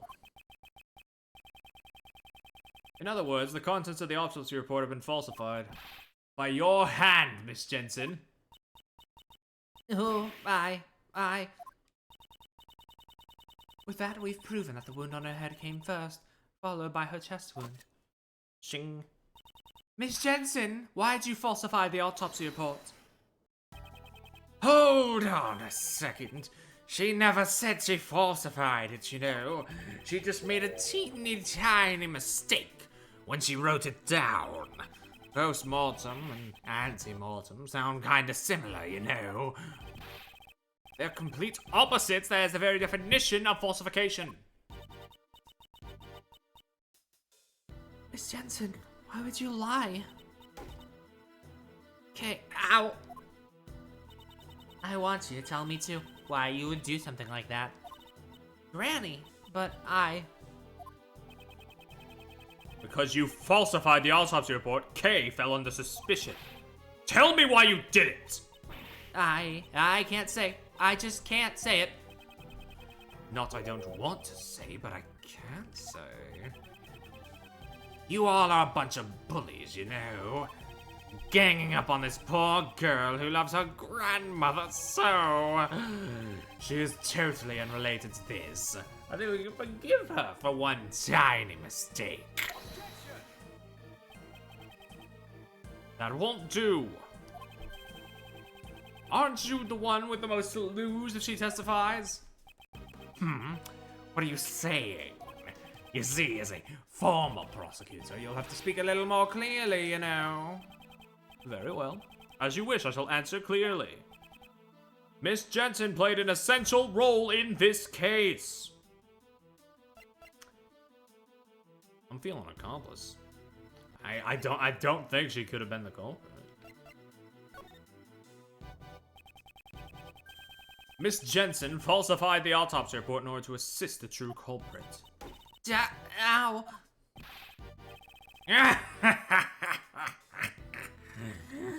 The girl is an accomplice? What's your basis for that claim? It is impossible for a single person to commit this crime in the first place. The crime could not have been committed without at least two people. Mainly because people wouldn't match. If the conductor was the culprit and one of the auction guests was the victim, it would contradict the witness's testimony. There were 11 people after the incident. What now? You got a problem with my testimony? Not at all. Rather, it is because I believe your testimony. That's why an accomplice must exist. So you still won't admit that your reasoning is wrong? Up until now, we had not even considered the possibility of an accomplice. However, if there had been an accomplice, it changes the entire story completely. If the accomplice took the murdered auction guest's place, and the number of people remains 11. Oh, I see now. So that's what you're thinking. But you know, wouldn't that have been quickly discovered? Miss Jensen, the victim of similar physiques. If she wore the victim's mask, she could have easily taken her place. Miss Jensen, did you switch places with the victim? I wouldn't. Who is the conductor? In other words, tell me who is the true culprit. I can't. I mean, that would also cause trouble for her granny. Ouch. But, Granny, I will accept whatever wrongs you may have done. Just tell me everything. Granny! Damn, she fucking her hair fucking exploded, dude. As I thought, it appears you really were the accomplice. Miss Jensen, why? Miss Jensen, would you please tell us? Yes. It's okay, Granny. I'm fine now. Your hair is also normal. I switched places with the victim, Miss Crane. So you admit to being the conductor's accomplice? Yes, I helped out the conductor. I don't really know why, but for some reason. The conductor was expecting to be attacked by Miss Crane. The conductor expected an attack from the victim? They were so sure it was going to happen that they came up with a plan to counter it. A way to beat the victim at her own game, and that's when I was called in. I was told to wait in the storeroom before the auction began. Whoa there! You ain't fooling my eyes! If you were waiting in the storeroom, I reckon I would have bumped into you. After all, I've been up in that storeroom in the entire auction. I'm telling the truth. I wonder about that, you know. Can we really believe a girl who would falsify a report? There have been many places to hide in that storeroom. then by all means tell me, where did our little nurse hide? The place where they hid. You want me to present evidence?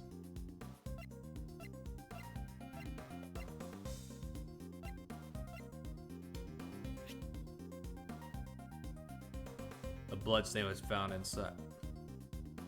Great ace moment, great ace moment. She hid inside this costume trunk. A costume trunk, eh? Now that you mention it, that box was already there before I snuck in. I figured I would hide in there myself, but it was wrapped up nice and tight with a chain. It was locked too, so I had to give it up. I suspect that when you sneaked into the room, Miss Jensen was already inside the trunk. Yes, it would have been bad if one of the guests from the auction had opened the lid. After instructing me to hide inside, the conductor wrapped the chain around the costume trunk. I think they went downstairs using the lift shortly thereafter. It was right before the auction. So then when the auction began, only you and Miss Hart were in the storeroom. Yes, that should be right. Auction had been going as usual, but... When a certain participant made the winning bid, the conductor committed the crime. Miss Hart must have heard the altercation that occurred then. You betcha! I was trembling behind that there statue this whole time, though. Following the altercation, Jill Crane was murdered. After killing Crane, the conductor carried her body to the trunk.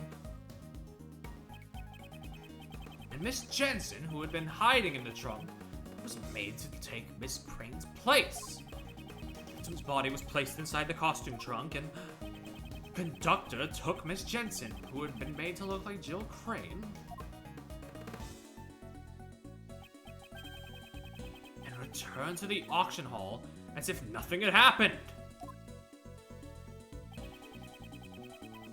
Was this roughly what happened in the storeroom during the incident? Yes, that's right.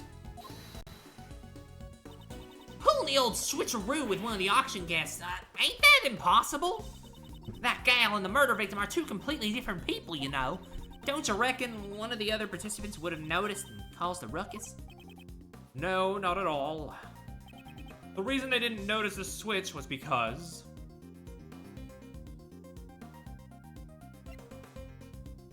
these other two are stupid. She stole the victim's clothes.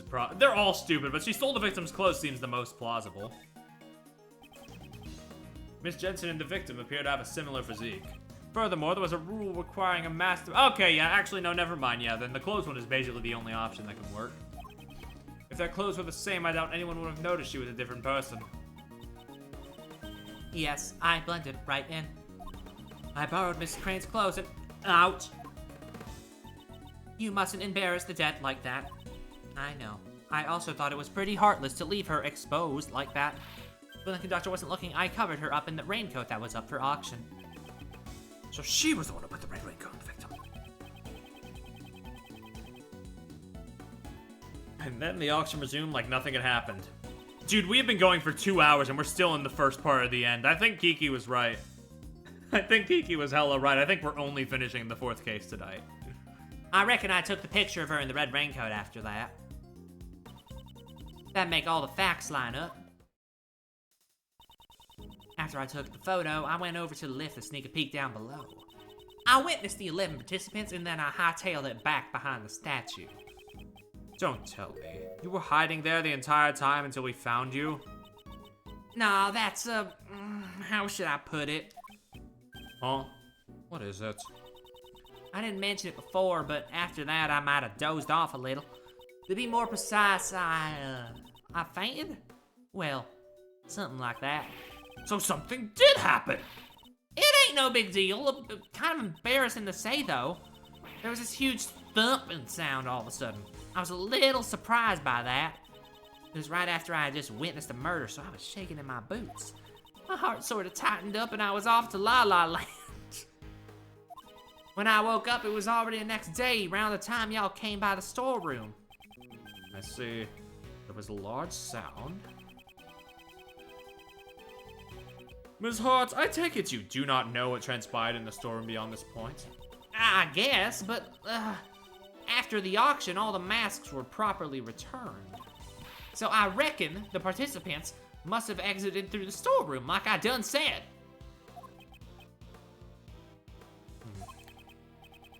All these voices, and yet Lotta is still up there as like one of the ones that is the most taxing on me. Ugh.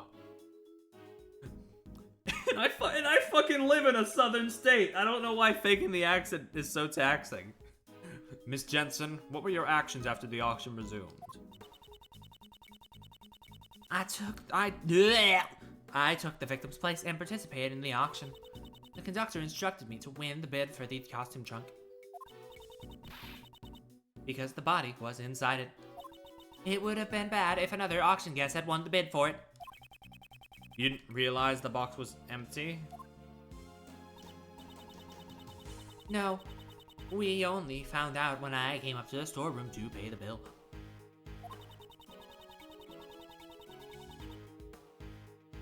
The conductor was with me and told me to go search her immediately.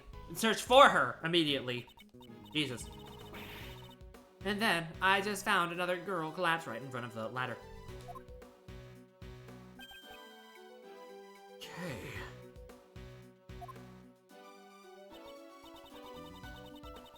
Yes, she probably fell down from the roof and lost consciousness. Maybe the victim left the hatch open when she went up to the rooftop. I understand now. Kay was surprised at seeing a collapsed victim and did not notice the open hatch. She must have missed her footing. Fell down to the storeroom.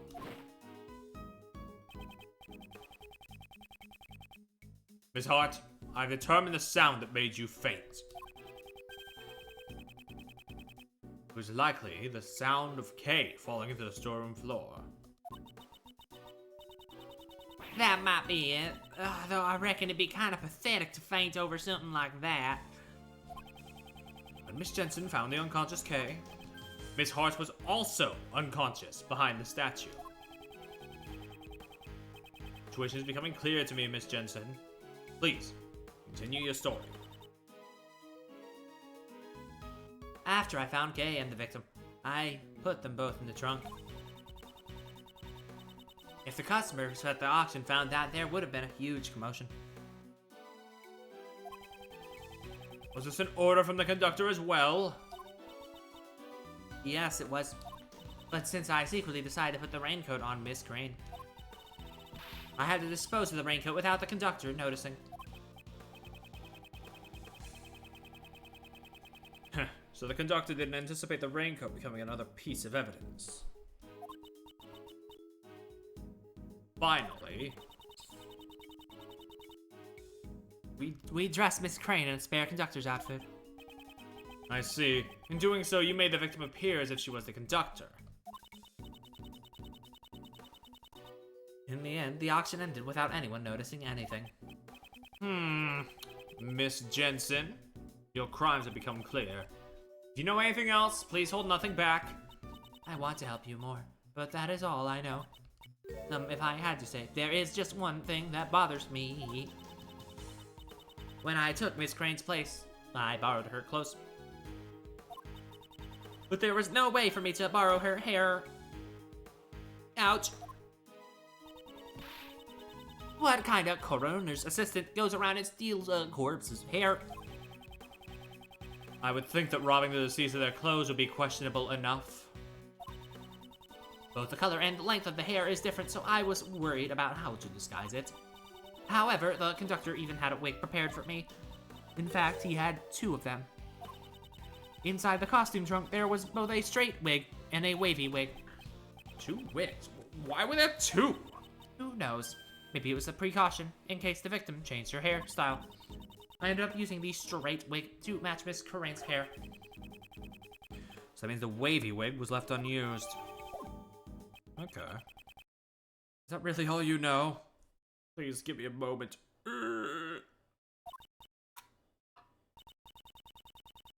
Yes. Yep, that's really all I know. That means you don't know who the conductor is. I'm sorry. I only knew that person as the auction conductor. I never saw that person without a mask on. The conductor seemed to be on guard towards everybody. At this rate...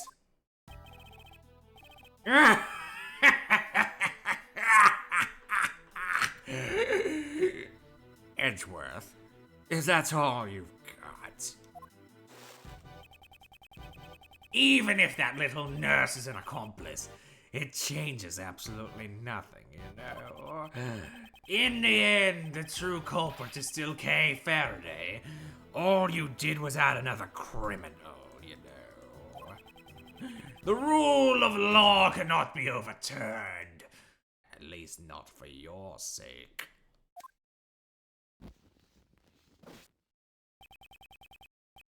Is this as far as I go?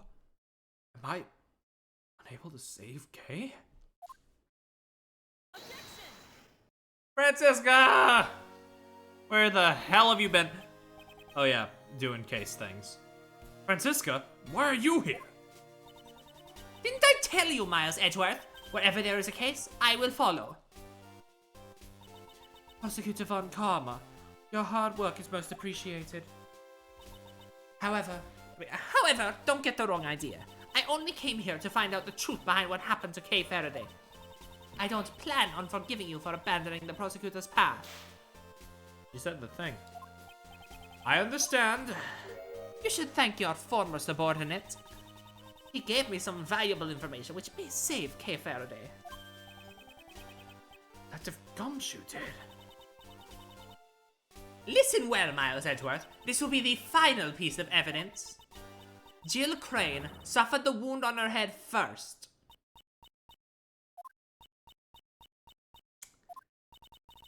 Will someone say something? I hate to say it, but we already proved that. Already proved? Yeah, so just a few minutes ago. Oh! Sorry, Francie. You're not escaping the girl failure allegations. You should have told me sooner! You're the one who barged in here and started talking. Well then, does that mean you found out what the murder weapon was already? No, not yet. Is that so? In that case, listen well. The victim was struck on the head with a blunt cylindrical object. The wound on her chest was suffered post-mortem. A cylindrical murder weapon.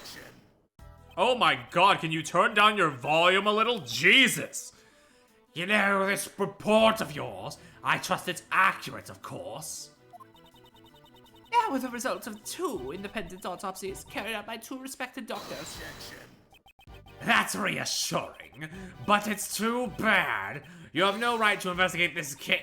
Interpol is after the black market auctions, and I'm the prosecutor in charge of the investigation. His first of those 2 objections genuinely kind of made me just like, not jump, but like I straightened out my posture a little bit. I was like, ooh. The victim participated in the auction. Therefore, it is only natural for me to investigate. Especially now when she's been murdered. I see, I see. Clever girl, little Von Karma. Hey, book. My throat is fucking dying because I chose the worst possible voice for Blaze. Actually, not true. Could have been worse. I could have been trying to follow the voice example that they have in game. Second worst voice. It's killing me. I hope you're well. It has been settled. The victim died from blunt force trauma to the head. Unfortunately, the murder weapon has yet to be found. Just knowing the shape of the murder weapon gives me an idea as to what it might be. Hey! In my investigation, we didn't find any other murder weapons, you know? Don't you start doing it too. If you consider the conductor's sessions and the crime scene, the answer should become clear. Oh dude, is Games Cage seriously playing Detective Pikachu? Actually, that seems about that. Actually, knowing his intelligence, that game should be easy enough for him. Anyway, the blunt cylindrical object used in the auction hall was... I'm gonna say an auction gavel. It was something the conductor had in their hand during the auction. Namely, an auction gavel. An auction gavel? But we didn't find anything like that. If the culprit is the conductor, it may be possible the gavel is a murder weapon. However, that alone is insufficient, wouldn't you agree? Of course, I have proof to back it up. This piece of evidence proves that the murder weapon is the auction gavel. I was not saying, look, I was not saying people who like the game are idiots. I never said anything like that. What I was implying was the fact that what I was implying is that is a murder game for small, like, it is made for children. It is a murder game made for children, and I don't think there's any argument against that. You need this. You people love putting words in my mouth. Anyway.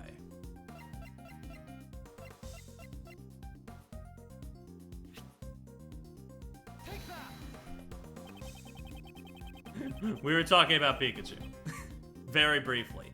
It's been happening like every fucking Ace Attorney stream since I watched that damn video. It seems she suddenly stopped hearing the sound of the gavel during the auction. There's no murder in that. There's fake murder. However, she had been able to hear it up until then. Why was that, you ask? It was because it had been used as a murder weapon. It was covered in the victim's blood. It became necessary to dispose of it. Isn't that right? Blaze the best! I'll have a search for the murder weapon performed immediately. Give me like 5 more years. Well, good luck with that, you know. You've got to work as hard as you can while you're young, you see. He's completely confident that we won't find it. Well then, while the search for the murder weapon continues, I hereby call for a brief recess. Dude, thank fucking God, I need a break. Oh, we are not going to the 5th episode today. We are finishing the 4th one, and that is going to be that, I think. I'm going to take a minute to stretch, clear my head, and just do some, I don't know, stretchy things. I'll see you in a bit.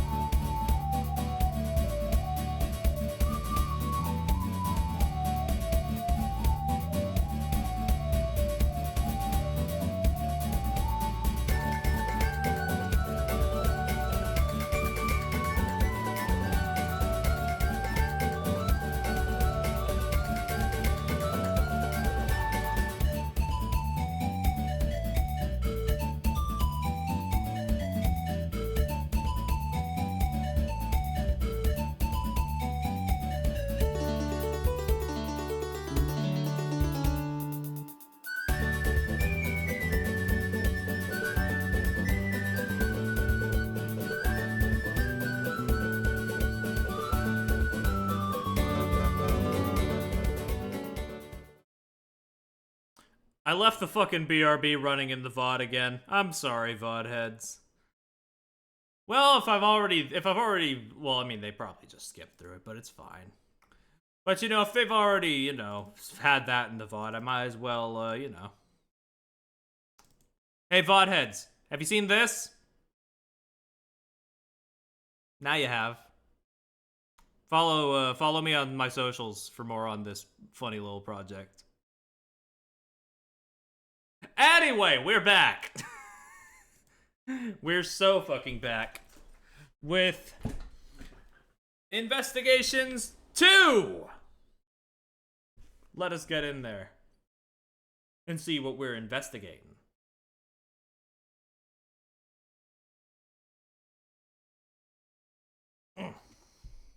Thank you very much. I was I was working on character refs for like a month. I'm glad to be done with them. Let's get in it. Let's get in the case again. Order in the court. Prosecutor Von Karma, your report, please. I have bad news. We searched every inch of the Grand Tower, but the game audio is still muted. Don't worry, I noticed it right as y'all said it. The auction gavel was nowhere to be found. That is most unfortunate. Seems I left with no choice but to pronounce a verdict. Well, it sure seems that way, you know. Normally, you wouldn't commit a blunder like leaving behind a murder weapon, you know. The best criminals would never do something like that. See? Ugh. I don't have enough information! It's as far as I go. Yes, it's a shame, you know. But it can't be helped, you see. This takes me back, you know. All those defendants who came to me, asking for a plea bargain. They trusted me, you know. They told me every one of their dirty little secrets, you see. And when it came time for the trial, I'd get them sentenced to life in prison. They were all completely dumbstruck, you know. Each and every one of them. Oh, how I wish you could have seen it, you know. The stupid look on their faces. I shall hereby announce my verdict. Please humbly accept the words of the law. There's nothing more I can do. This both Kay and I are... Remember something, Kay. Remember something very conveniently, please. If only we had some evidence. I never thought they would be passing judgment on you like this. Is this the end? Well, Defendant, Blaze the Best, I hereby indict you. what? What? Oh, what's gotten into you all of a sudden? I have here documents regarding a certain case. This IS-7 incident, a case that happened 18 years ago. Documents, you say? Why would you suddenly... Wait, you don't... I'm processing this. Hold on a minute. I'm just, you know, I'm just... Hold on. You don't mean... On the day of the crime, the record of your keycard being used is because... I came to this room to fetch these documents, of course. Although, when I entered the meeting room, it seems it was before the black market auction had begun. At first, I told you that I came to gather documents about you, Prosecutor Edgeworth. At that time, I simply could not tell you the truth. Fair enough, your boss fucking sucks. What are you doing, Justine? Why are you indicting Pops? Without any basis, this is slander! That was a wonderful remark, Sebastian. Huh? Really? Of course there is a basis. During the case 18 years ago, Prosecutor Manfred von Karma fabricated information regarding the body. That was because the body of the sculptor, Isaac Dover, had been stolen. Papa fabricated information about a body? What do you mean? Oh, girl, we got a lot to catch you up on. You might want to sit down. Detective Lacer, who handled the initial investigation, reported that the body had gone missing. Also, yeah, you're right. The other side is fucking me up a little. Is it just me or is it like longer? Is like the giant fucking slab bang of hair longer when it's this way, or am I going crazy? However, in order to deceive Prosecutor Von Karma, there's a person who purposely did not report to him that the body had disappeared. What? What did you say? That person would not forgive those who defied him. Nor would he allow us to hold power when you finally flip your canvas. True. He would use any means necessary in order to bend others to his will. And then, Also, 18 years ago, Director Young was ordered by a certain individual to write a fake autopsy report. Dr. Young was the one who wrote the autopsy report for the IS-7 incident. Please wait. Granny didn't do anything wrong. She was ordered by that person. She had no choice but to obey. That person? That person was the chief prosecutor at the time.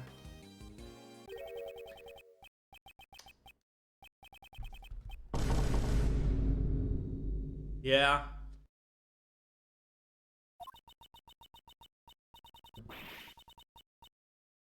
The chief prosecutor who gave Papa's first penalty. This is not the voice. Oh no, I've lost the Francesca voice.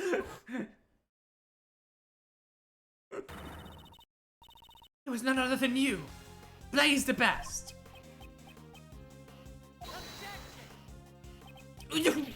What are you saying? Pops would never do something like that. Actually, yes, he fucking would. Shut your mouth. No, wait, she literally is like, we do not need your opinion right now. Based. Blaze the Best. Do you have a rebuttal? Fabricating stuff about the body of Von Karma did all that on his own, you know. Falsifying the autopsy report. Young, you would actually do something like that. Man, you really did some terrible things behind my back, you know. Seeing as how all the parties concerned are here today, we should ask them directly. But please wait. Granny is out. Fuck. Granny, I'm sorry. I knew. That's why I...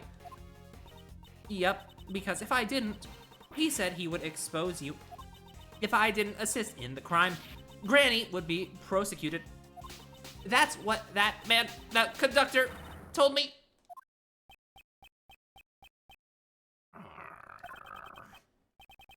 So, Miss Jensen was being threatened.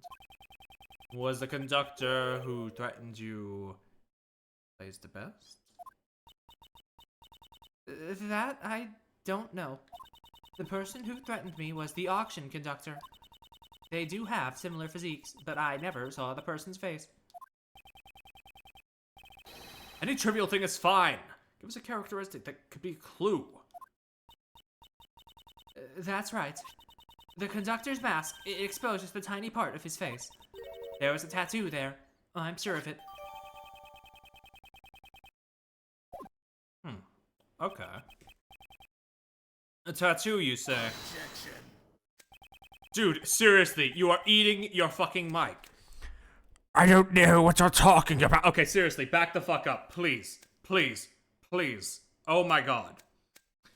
I really have no idea what you're talking about, you know. As you can see, there are clearly no tattoos on my face, you see. Half of your face is covered up with hair. So that person doesn't match me at all, you know. That person threatened her, this so-called conductor. I wonder who it is, you know.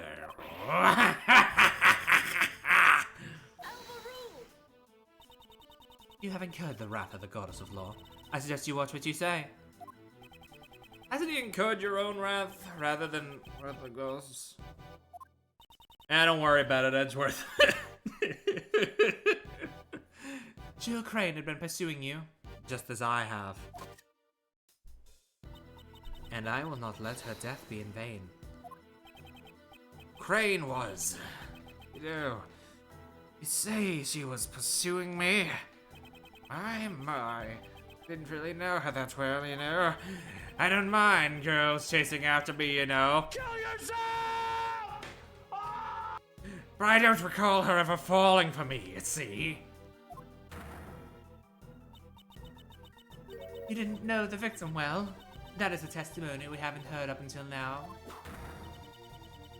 Before the eyes of the goddess of law, you shall give us an official testimony. This fucking face of his is like, look, I hate this man, but this fucking face is so funny to me. Just the way his mouth is, like, curved. I see. Everyone is bullying me. He looks like when he does that frown, he's like a fucked up dog. If you're gonna go that far, that's fine, you see. I'll just have to make you disappear. Every last one of you! Prosecutor Edgeworth, I shall cooperate with you as well. Please don't call him a fucked up dog. I can't kick him as easily. Fair enough. If we let this opportunity slip by, I doubt we will ever get him to stand in court again. He might also fucking kill us, how about that? Please, do not let this chance go to waste. Yes. I promise I will live up to your expectations. Now then, Blaze the Best, you shall testify regarding the victim. I still hate those eyes.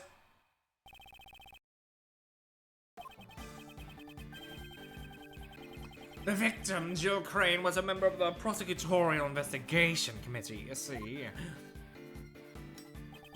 Personally, I didn't really know her that well, you know. Either way, it's not like I had a motive to murder her, you know. I have no idea why she was pursuing me, you see. God, literally, with my writer's side popping back up, just world's most annoying verbal tick. Jesus. You intend to deny your guilt until the bitter end, don't you?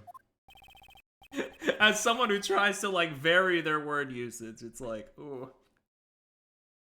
But, you know, it's a gimmick. I just gotta, you know, I just gotta treat it as such. Of course he does! There's no way Pops could be the criminal!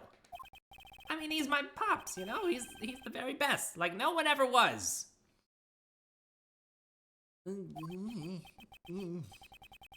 Yes, Sebastian. If you're gonna be a stick-up for me, be sure to have a clear basis, you know. Alright, I got it. I'll clear you of these false accusations, Pops. Did he just... Is that allowed? It's a fan translation. It's fine.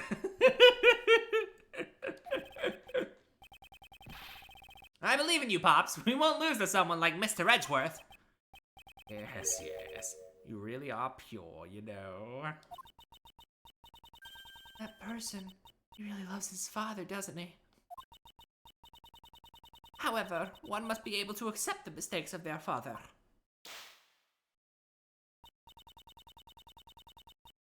No matter how much they may look up to him. Each person must atone for their crimes, no matter who they are. This is going to be hard for Sebastian, but I simply cannot overlook his father's crimes. we gotta kill him. The father, not Sebastian. Sebastian's cool.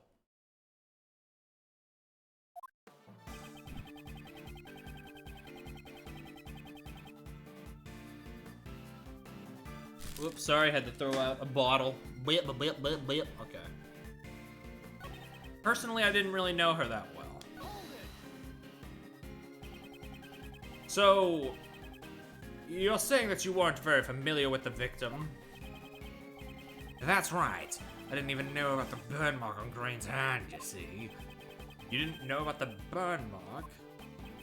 Well, you see, even if I had gotten close to her, she would have disappeared soon.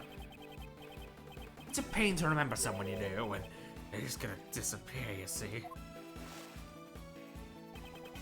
In other words, anyone who defies him disappears. I'd like you to add that statement to the testimony. just learned she has a burn mark on her hand, you see.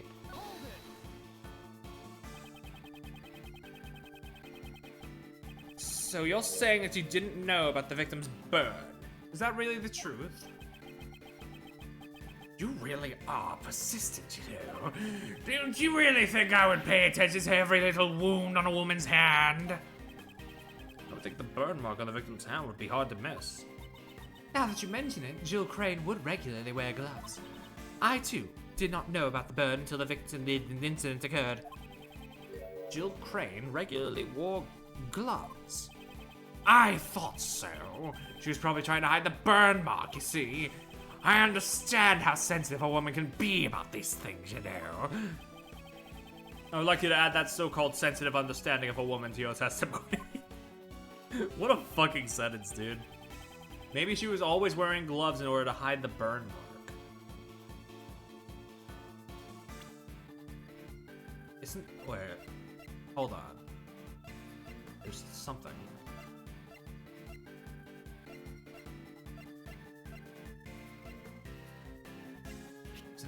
Do you have the... Yeah, you have the recording. Oh, it won't let me replay the recording. But hey, it gives me the info I need right here. One of them has a burn mark. Die.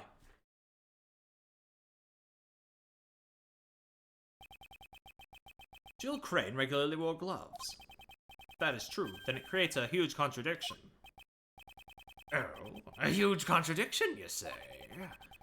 I would like you to listen to the voices recorded on this stuffed animal one more time. I knew who you were. You can't hide that burn from me. Ooh, man.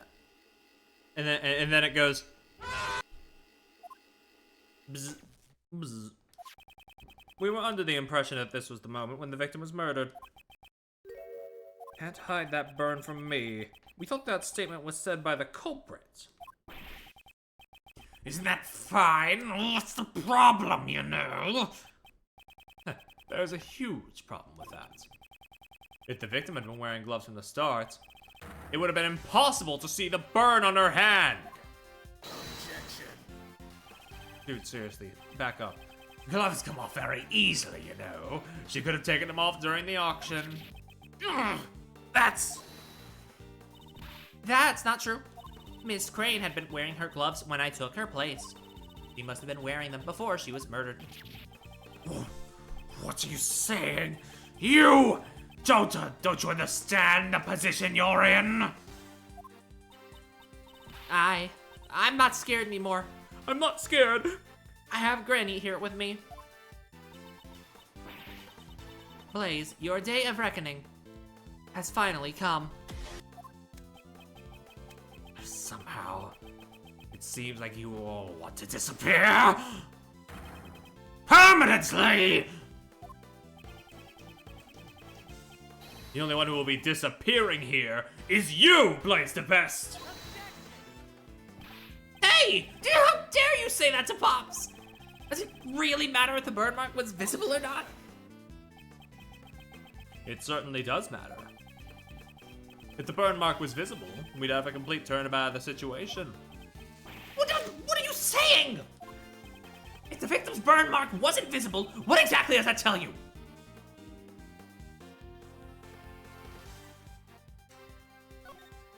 Oh.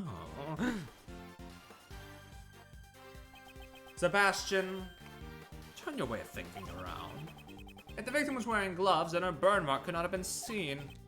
In that case, whose burn mark was seen? I never thought about the specifics. God.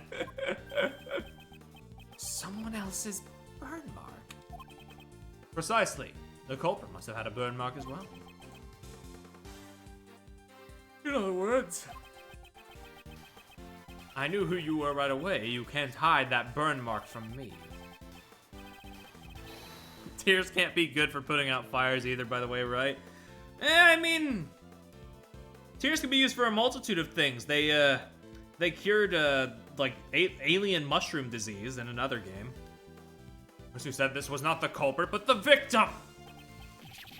What? Objection. Sebastian, would you please step aside? Edgeworth. Oh, your reasoning just now. Up until now, just a figment of your imagination, you know. You've been hallucinating this whole time. The accident happened 15 years ago. The culprit had a burn mark. Where was it, you know? If you can't answer that, then your logic doesn't hold up, you know. Where was the culprit's burn mark? I wonder where the burn mark could have been. During the auction, wasn't everyone wearing a disguise? Indeed. During the auction, everyone should have been dressed in a particular way. If the burn mark was still visible under those conditions, then... Now, why don't you show us? Where was the culprit's burn? You have to show me the proof, you see.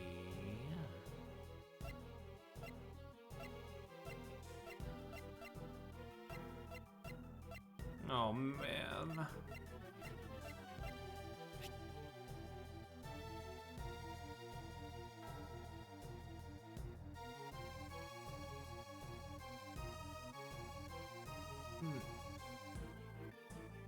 Wait. Hold on.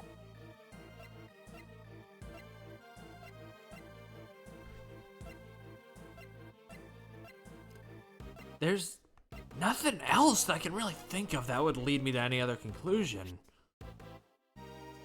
They say it's a facial tattoo, but what if...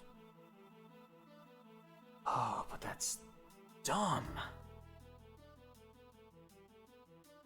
Which means it's probably right.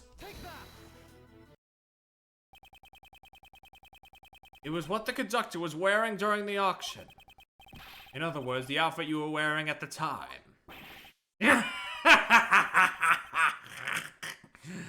What could you figure out from the clothes alone? The conductor had been wearing a white suit, white gloves, and a mask. His attire had covered up most of his skin. However, according to Miss Jensen's testimony, the conductor's mask exposed a small part of his face. In addition, while she thought there had been a tattoo there, it's possible she simply mistook the burn mark for a tattoo. Oh, that is a fucking leap in logic, but let's chase it. A burn mark? On his face? That's all very scintillating, but I'm afraid you're getting excited over nothing, you know. None of the PIC members have any burn marks on their faces, you see. Naturally, that includes me as well, you know. Huh. Pops? But... Sebastian, if you could please be quiet. If you're an idiot, then act like one, you know? Normally, Sebastian is a nuisance to everyone around him. This time, I owe my gratitude.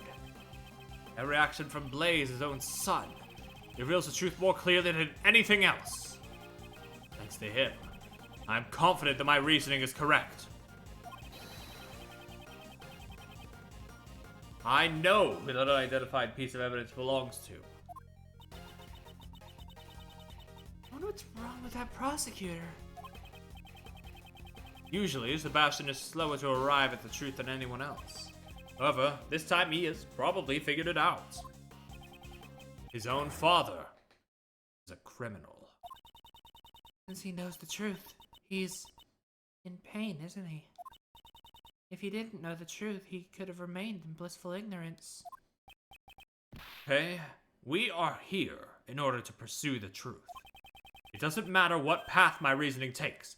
The important thing is to arrive at the truth. Once before, when I lost faith in my reasoning, you said that to me and showed me the way.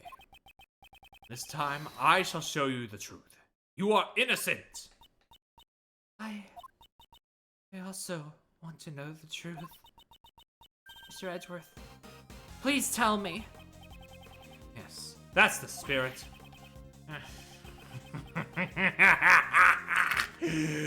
That's impossible, you know. For all of you. I mean, just where could I possibly have a burn mark? It's nowhere to be found, you see. There's no evidence to prove that I'm the culprit, you know. Kay is also like top 3 assistants in Ace Attorney, by the way. Oh yeah. Like for me, like somewhere behind like Maya and Susato. Susato is still peak though. That's right. There's no contradiction at all. There's no way there can be a contradiction. Not for my pops. Sebastian, I understand why you don't want to admit it. However, if you avert your eyes from the truth, you will regret it forever. But Pops, what should I do?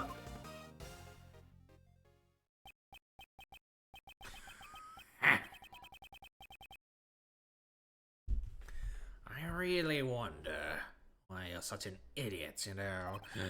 Sebastian, if you really want to save me, you'll have to try a bit harder, you see. Gotta use your head, you know. Honestly, you really are a useless idiot! No way. But I tried real hard. I tried my best, Pops. I went to the school you told me to go to. I reached the top of my class, just like you told me to. Just look at this jacket. Only someone who graduates at the top of his class gets to wear it. I did everything you told me to do. That's how I got to be the best at this academy. I even won all those awards just so I could be like you, Pops. Objection.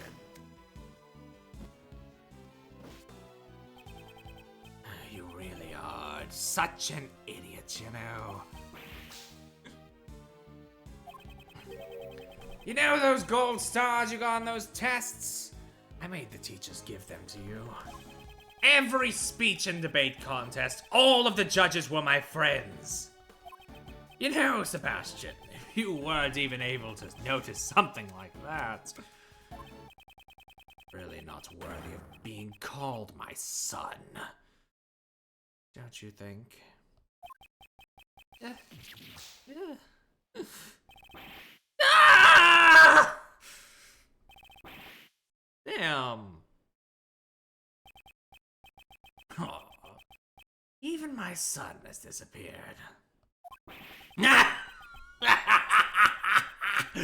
Oh my, it's enough to even make me cry, you know.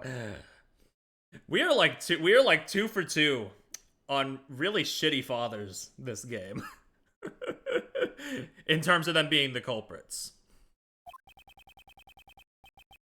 He was trying his best for me, and yet totally useless, you know?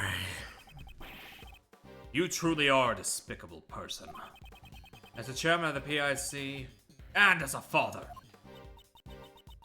Even I feel sorry for that foolish prosecutor.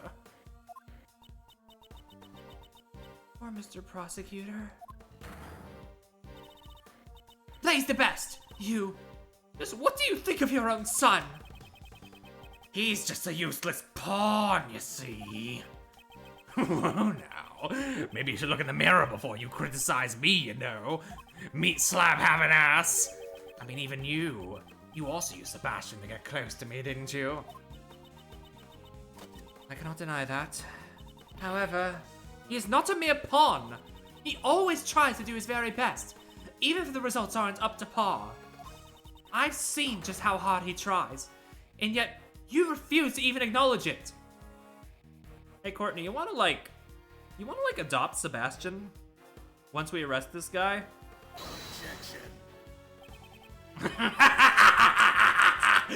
That kid is no good, you see. No matter what he does, or is told to do. Prosecutor Edgeworth, I shall leave this offering of the gods of law to you. Deliver her divine judgment against Blaze the Best. Yes. That was my intention. From the beginning. Haven't seen Blaze's wife, pretty sure he disappeared her. Or she disappeared him. I mean, I know I would. If I had to put up with this piece of shit. if there was a burn mark on the conductor's face, then Blaze the Best must be hiding it. Also, I need another drink of water. Just give me a minute. These laughs are taking a lot out of me. Ugh. What was he wearing during the auction? It's the key to revealing the truth. Well then, allow me to hear your answer. Please show the piece of evidence that proves the culprit had a burn mark on his face. Fuck. No.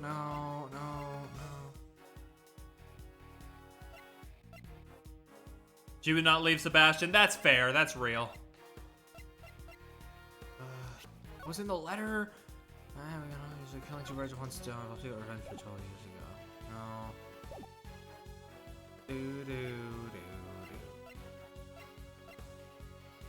It's probably one of these two, considering we haven't. Oh no. No, wait, no, this has nothing to do with anything. Currently.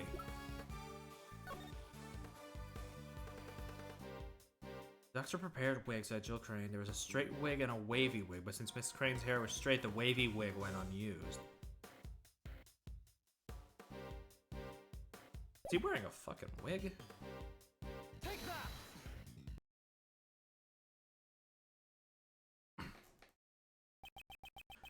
If you will recall Miss Jensen's testimony, there's still one point that remains unexplained. 2 types of wigs have been prepared, one of which was left unused. Do you mean the wavy wig? What are you talking about? It was something Miss Jensen found when she switched places with the victim. What does something like that have to do with the burn? Inside the costume trunk, Miss Jensen witnessed 2 wigs. One of them had been used by Miss Jensen to make her look like the victim. Now then, just what was the other wig used for? It doesn't seem like it was a spare wig. There's no need to overthink it. Just compare the attire of the true culprit, the conductor, with that of Blaze the Best. Don't stare at me like that. Don't you think there's just one spot where there's a huge contradiction? Specifically, around his face. So that's not a wig at all. Indeed, it was no wig. Blaze the Best, it was your fake beard! Ugh. Thanks for pointing out the, like, details of that animation now, Kiki, so I just get a little repulsed each time I see it. Man, I wish I still had that on the soundboard. First of all, your Jordans are completely fake. This is a real beard, you know. Don't tease me like that, Edgeworth. Your son must have realized the truth before anyone else. That's why he was trying so desperately to protect you. You were also worried that he would tell the truth. Isn't that why you drove your son away from here? Because he knew that his father was hiding a burn under his fake beard. Blaze the Best. How about you remove that fake beard of yours? I don't think I'm ready for that.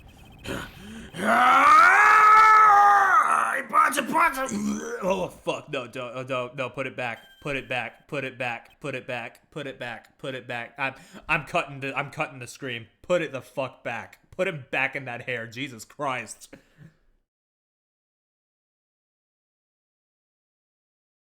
Ugh. Where is it?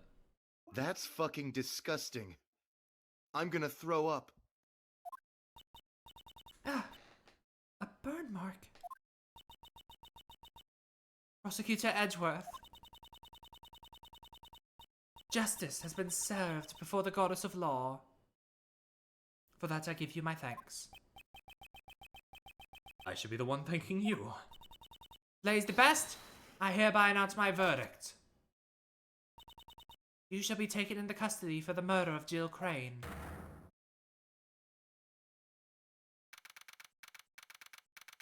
Damn, just like that?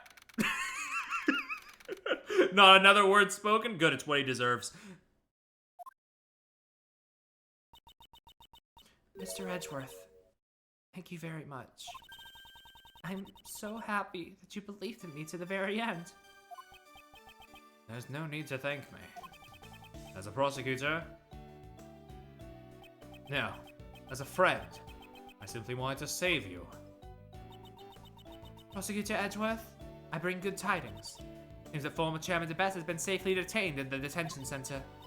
However, the search for the murder weapon, the auction gavel, continues. Blaze DeBest is a shrewd man. There's a good chance I already disposed of it. There is also one piece of testimony that concerns me. Yo, One Piece? Blaze DeBest mentioned that the only thing he did not fake were the letters. What do you mean? First, he found this letter in Jill Crane's clothes. But he also found this letter on Kay, who was unconscious in the storage room.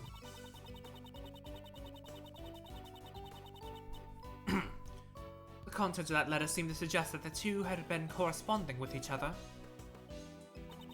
Which is why Blaze DeBest assumed that the two were working together. Ridiculous. That can't be right. After reading the two letters, he decided to pin the crime on Kay Faraday. In order to cast suspicion on her, he planted one of the letters in a noticeable spot. Deceased Jill Crane's left breast pocket. Isn't that just an excuse?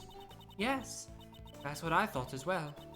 May have simply been a last-ditch effort to save himself. However, before the stern eyes of the gods of law, these are all trivial matters. His crime shall certainly not go unpunished. Send him to, like, the boiler room of hell, dude. With this, I have finally fulfilled one of my long-standing missions. Incarceration and arresting him is not enough. I need this man, like, burning. Like, more than he was. With this, I have finally fulfilled one of my long-standing missions. Judge Courtney? Will you tell me what you know? Why did Blaze DeBest murder Jill Crane? And what lies hidden behind this case? Yes, I don't mind. You have the right to know everything.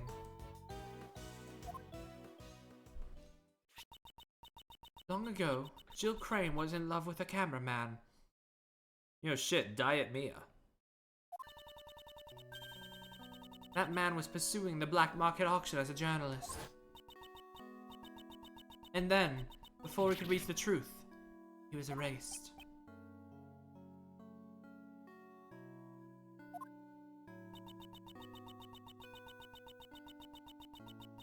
The feelings and the items Miss Crane inherited from her beloved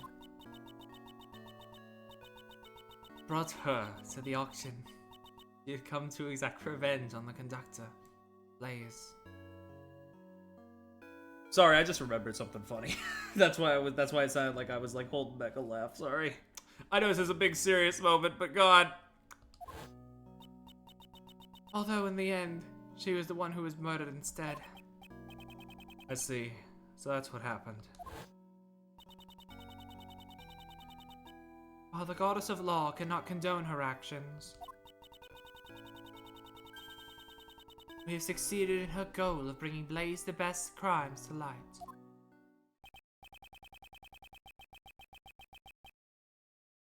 So, Judge Courtney's goal was to expose Blaze DeBest.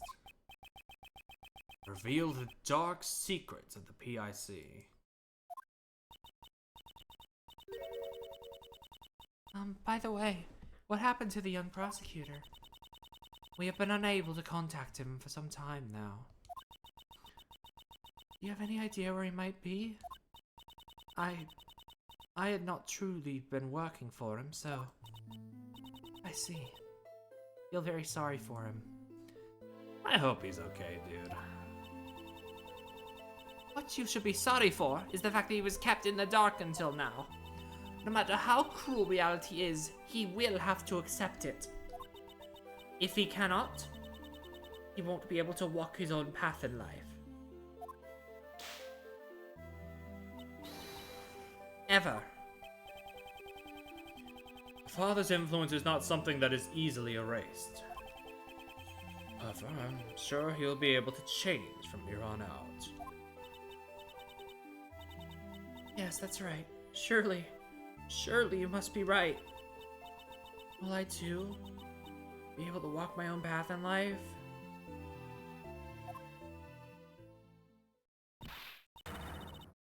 Kay, is your body all right? Yes, thanks to you. I'm so sorry, even though you're my patient. You ended up getting suspected because of me. Ouch. You can't just take care of a patient's body, you gotta take care of the heart, too. That's my granny. Hey, how are your memories? I feel like I'm on the verge of remembering something.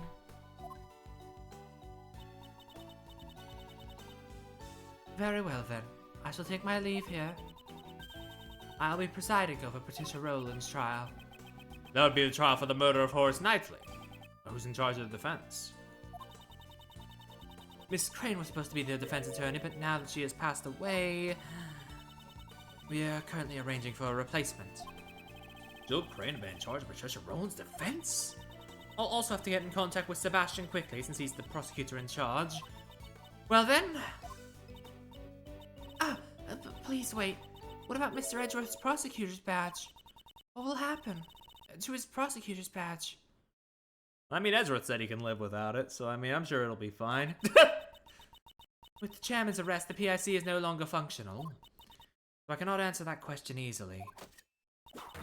Perhaps one could say, only the goddess of law knows. But that's... You don't need to worry about me. This is the path that I have chosen. Yeah, see, he's fine. He's chill about it. It seems you have no plans to change it either. Of course not. I chose this path to seek the truth. With the departure of Blaise the Best, the law is once again returned to our hands. If you truly desire to continue the prosecutor's path, I am willing to assist you in reclaiming your badge. I appreciate the sentiment, but I must decline. I did not relinquish my badge with half-hearted feelings. I see. It seems that our paths of law will continue to run counter to each other. Till our paths cross once again, I shall have you hold on to that badge. That was my intention from the start. However, on occasion, the goddess of law is quite generous. Please return this notebook to its proper owner. Kay's Promises notebook. It seems this was scheduled to be put up for bidding at the black market auction. Odd. The name Kay is written on the notebook. Seems Blaise the Best quickly realized this belonged to the girl. The letters he found also contained the same name. You speak as if he really did not know about the letters. Are you saying that Blaise really did not prepare the letters himself? Yes. That man said so himself. Kay Faraday's goal was to steal back the notebook. Jill Crane's goal was to get revenge. In order to achieve their goals, the two teamed up to infiltrate the auction. Or so he says. Unfortunately, this was all Blaise's misunderstanding. It was purely a coincidence. Dude, my throat is like actually, it feels fucked up from Blaise still. I need more water.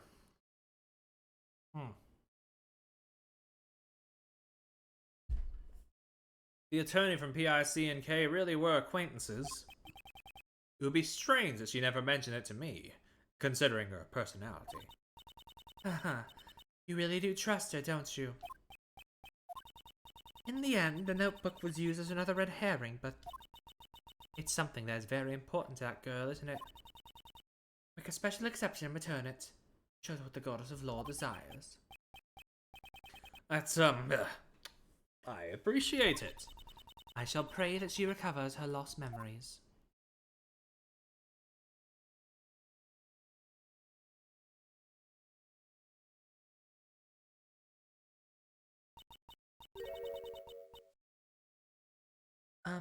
Is something wrong?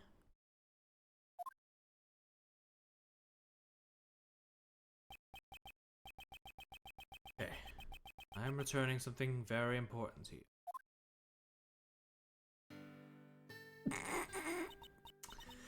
No! Fuck! Damn it! No, this should be a sweet scene!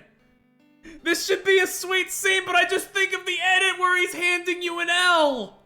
Fuck!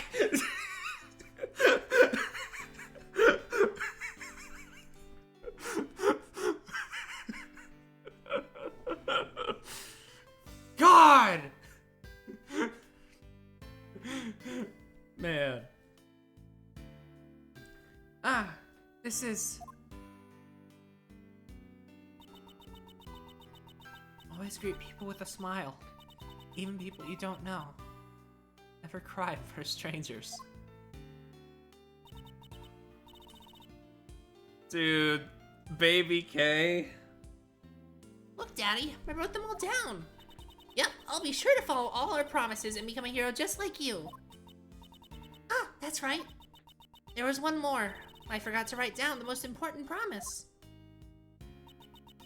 Promise number 5. Always try your hardest to learn about things you don't understand. I'll be sure to remember. I'll never ever forget them.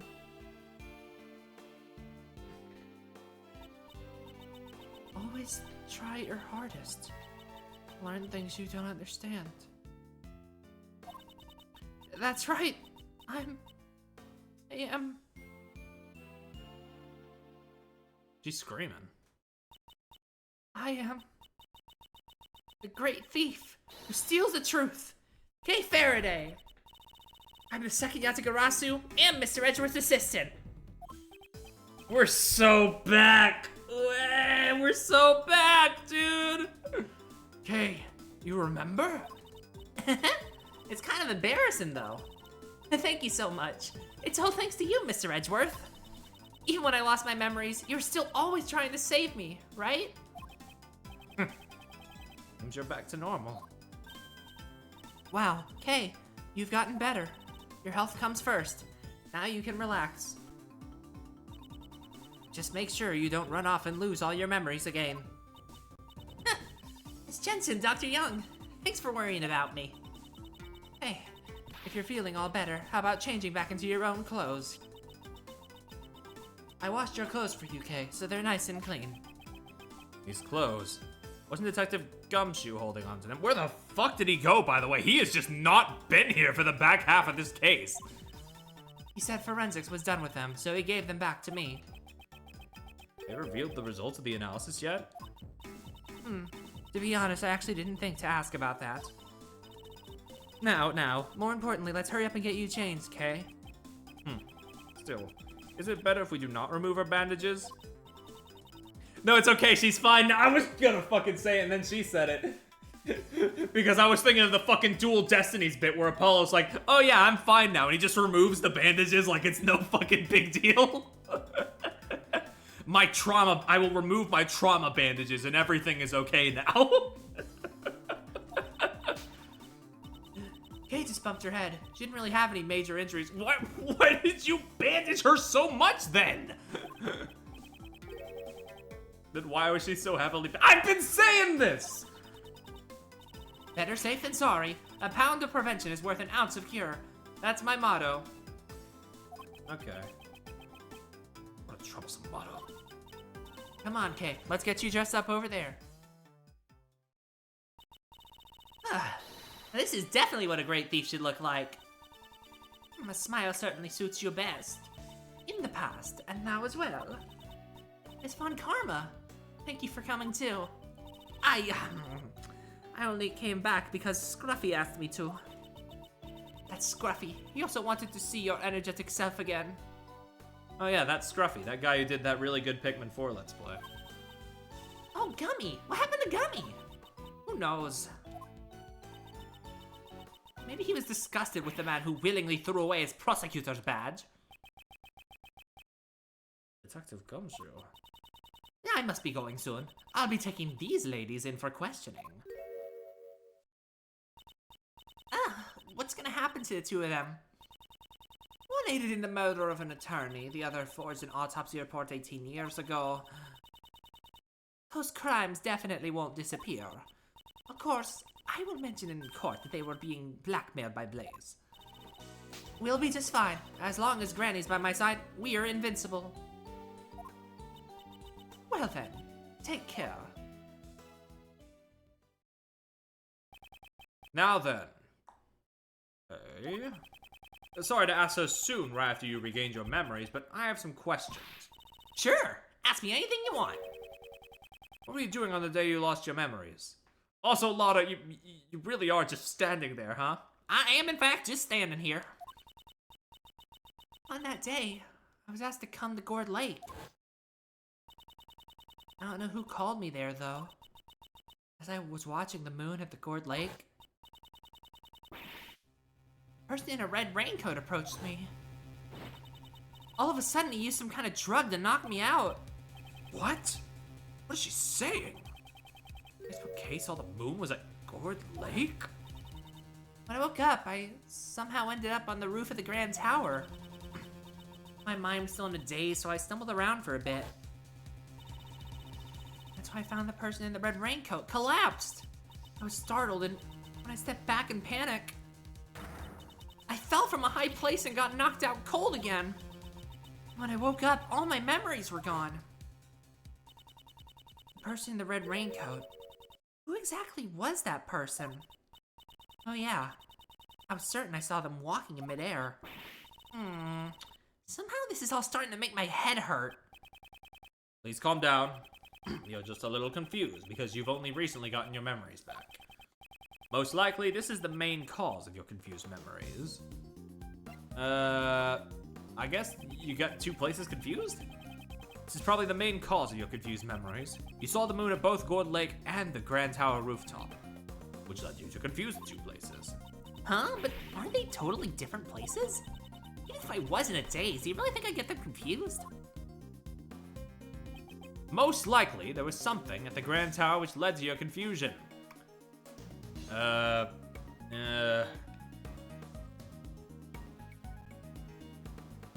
do you want from me? You're at a lake. I mean, I guess, I don't know, there's trees and shit there. The Grand Tower rooftop and Gourd Lake have 2 points in common.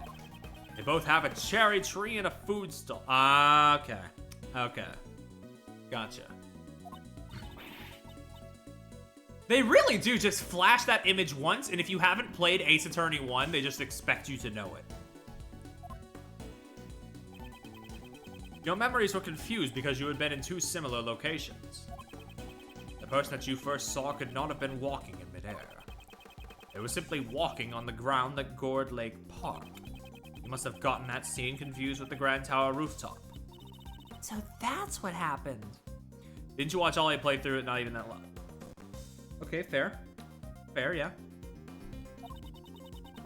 How dare they steal the memories of a great thief? They'll pay for this.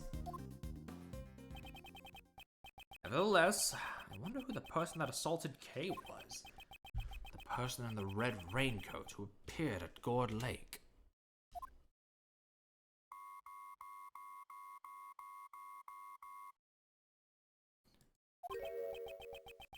Huh?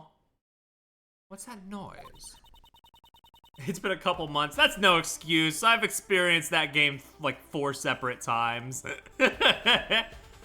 I guess I was just talking like from the perspective of like if you're an outsider and you for some reason the 0.01% of Ace Attorney fans who started with investigations.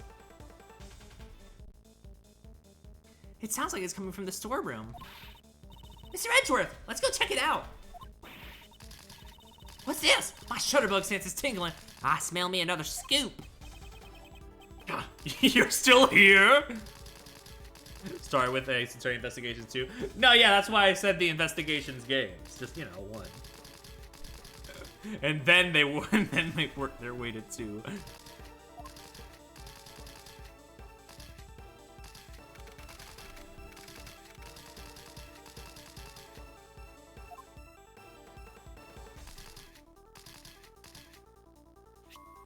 Beep, beep, beep. Mr. Edgeworth, this walkie-talkie thing here is what's beeping.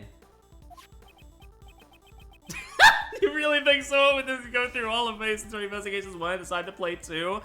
Fair point. If you want to get into Ace Attorney, the original trilogy is like available on like basically everything, so just go for that.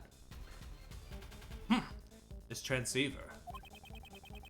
Why do I feel like I've seen it somewhere before? It's still beeping, Mr. Edgeworth. I'm not particularly familiar with this sort of device. Come on, we have to answer it. Here goes. Click. Hello, Edgeworth speaking. Kate, please don't just answer it on your own. We're so back.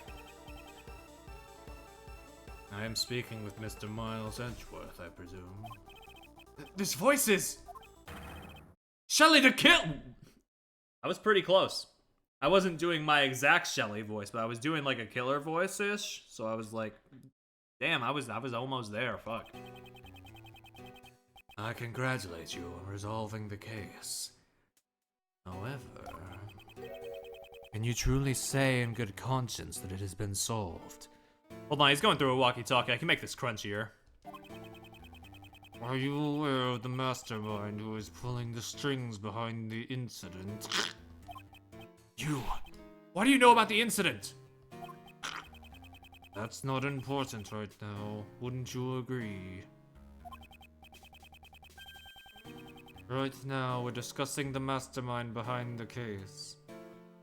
I mean, yeah, he was in the first case, but also you kind of expect him to be, like, just a throwaway for that one case. That's usually how these games work. Except for, like, rare exception characters like Larry, I guess. Don't shit into the mic. Okay, fine. Only because you asked so nicely. I've had an inkling that such a person existed, even before you said anything.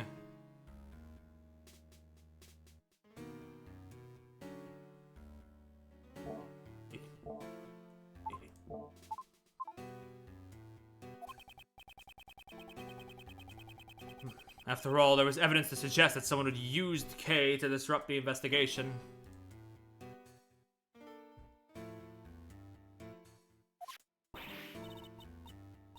Huh? There was? So who's this mastermind? I would like to hear your thoughts on the matter.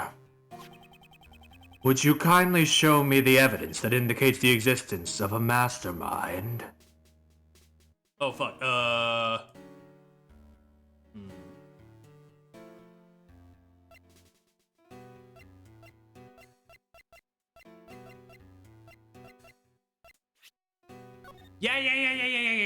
We never knew.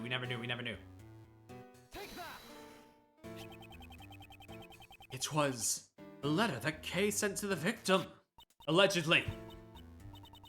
Come to think of it, I don't remember writing that letter at all. Who could have prepared this letter? I too am quite curious to know. So you're not the one who wrote this letter? What could I possibly gain from doing such an act? Is it not necessary for you to stand in court in order to make the truth clear?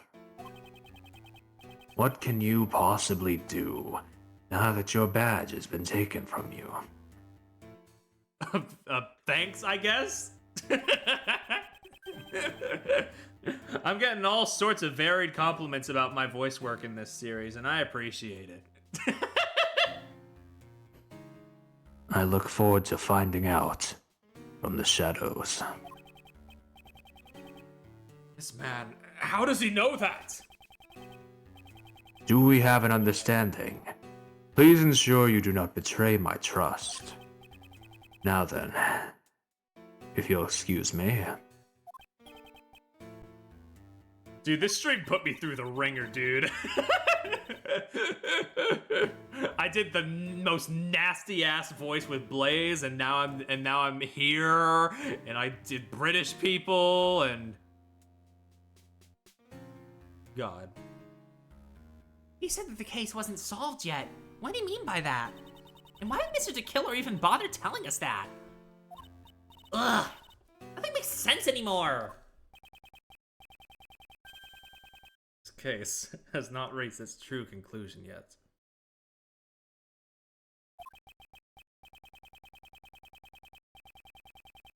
However, although I've lost my prosecutor's badge, who I am still has not changed. While I don't know where this may lead me, I shall reveal the truth. I swear it! Fuck, dude, it's getting good. It's getting really good. Oh, man.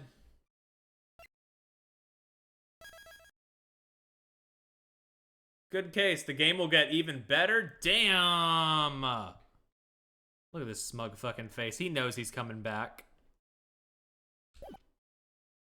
Whoo, yeah, good times.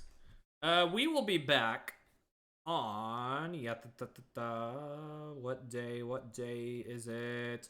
Wednesday! Because I want to dedicate the weekend to Mario Wonder. So we're doing the next investigation stream early this week. So look forward to that. For now though, I am heading out. I will see you around, and you know, have a good night. See you around. Take care.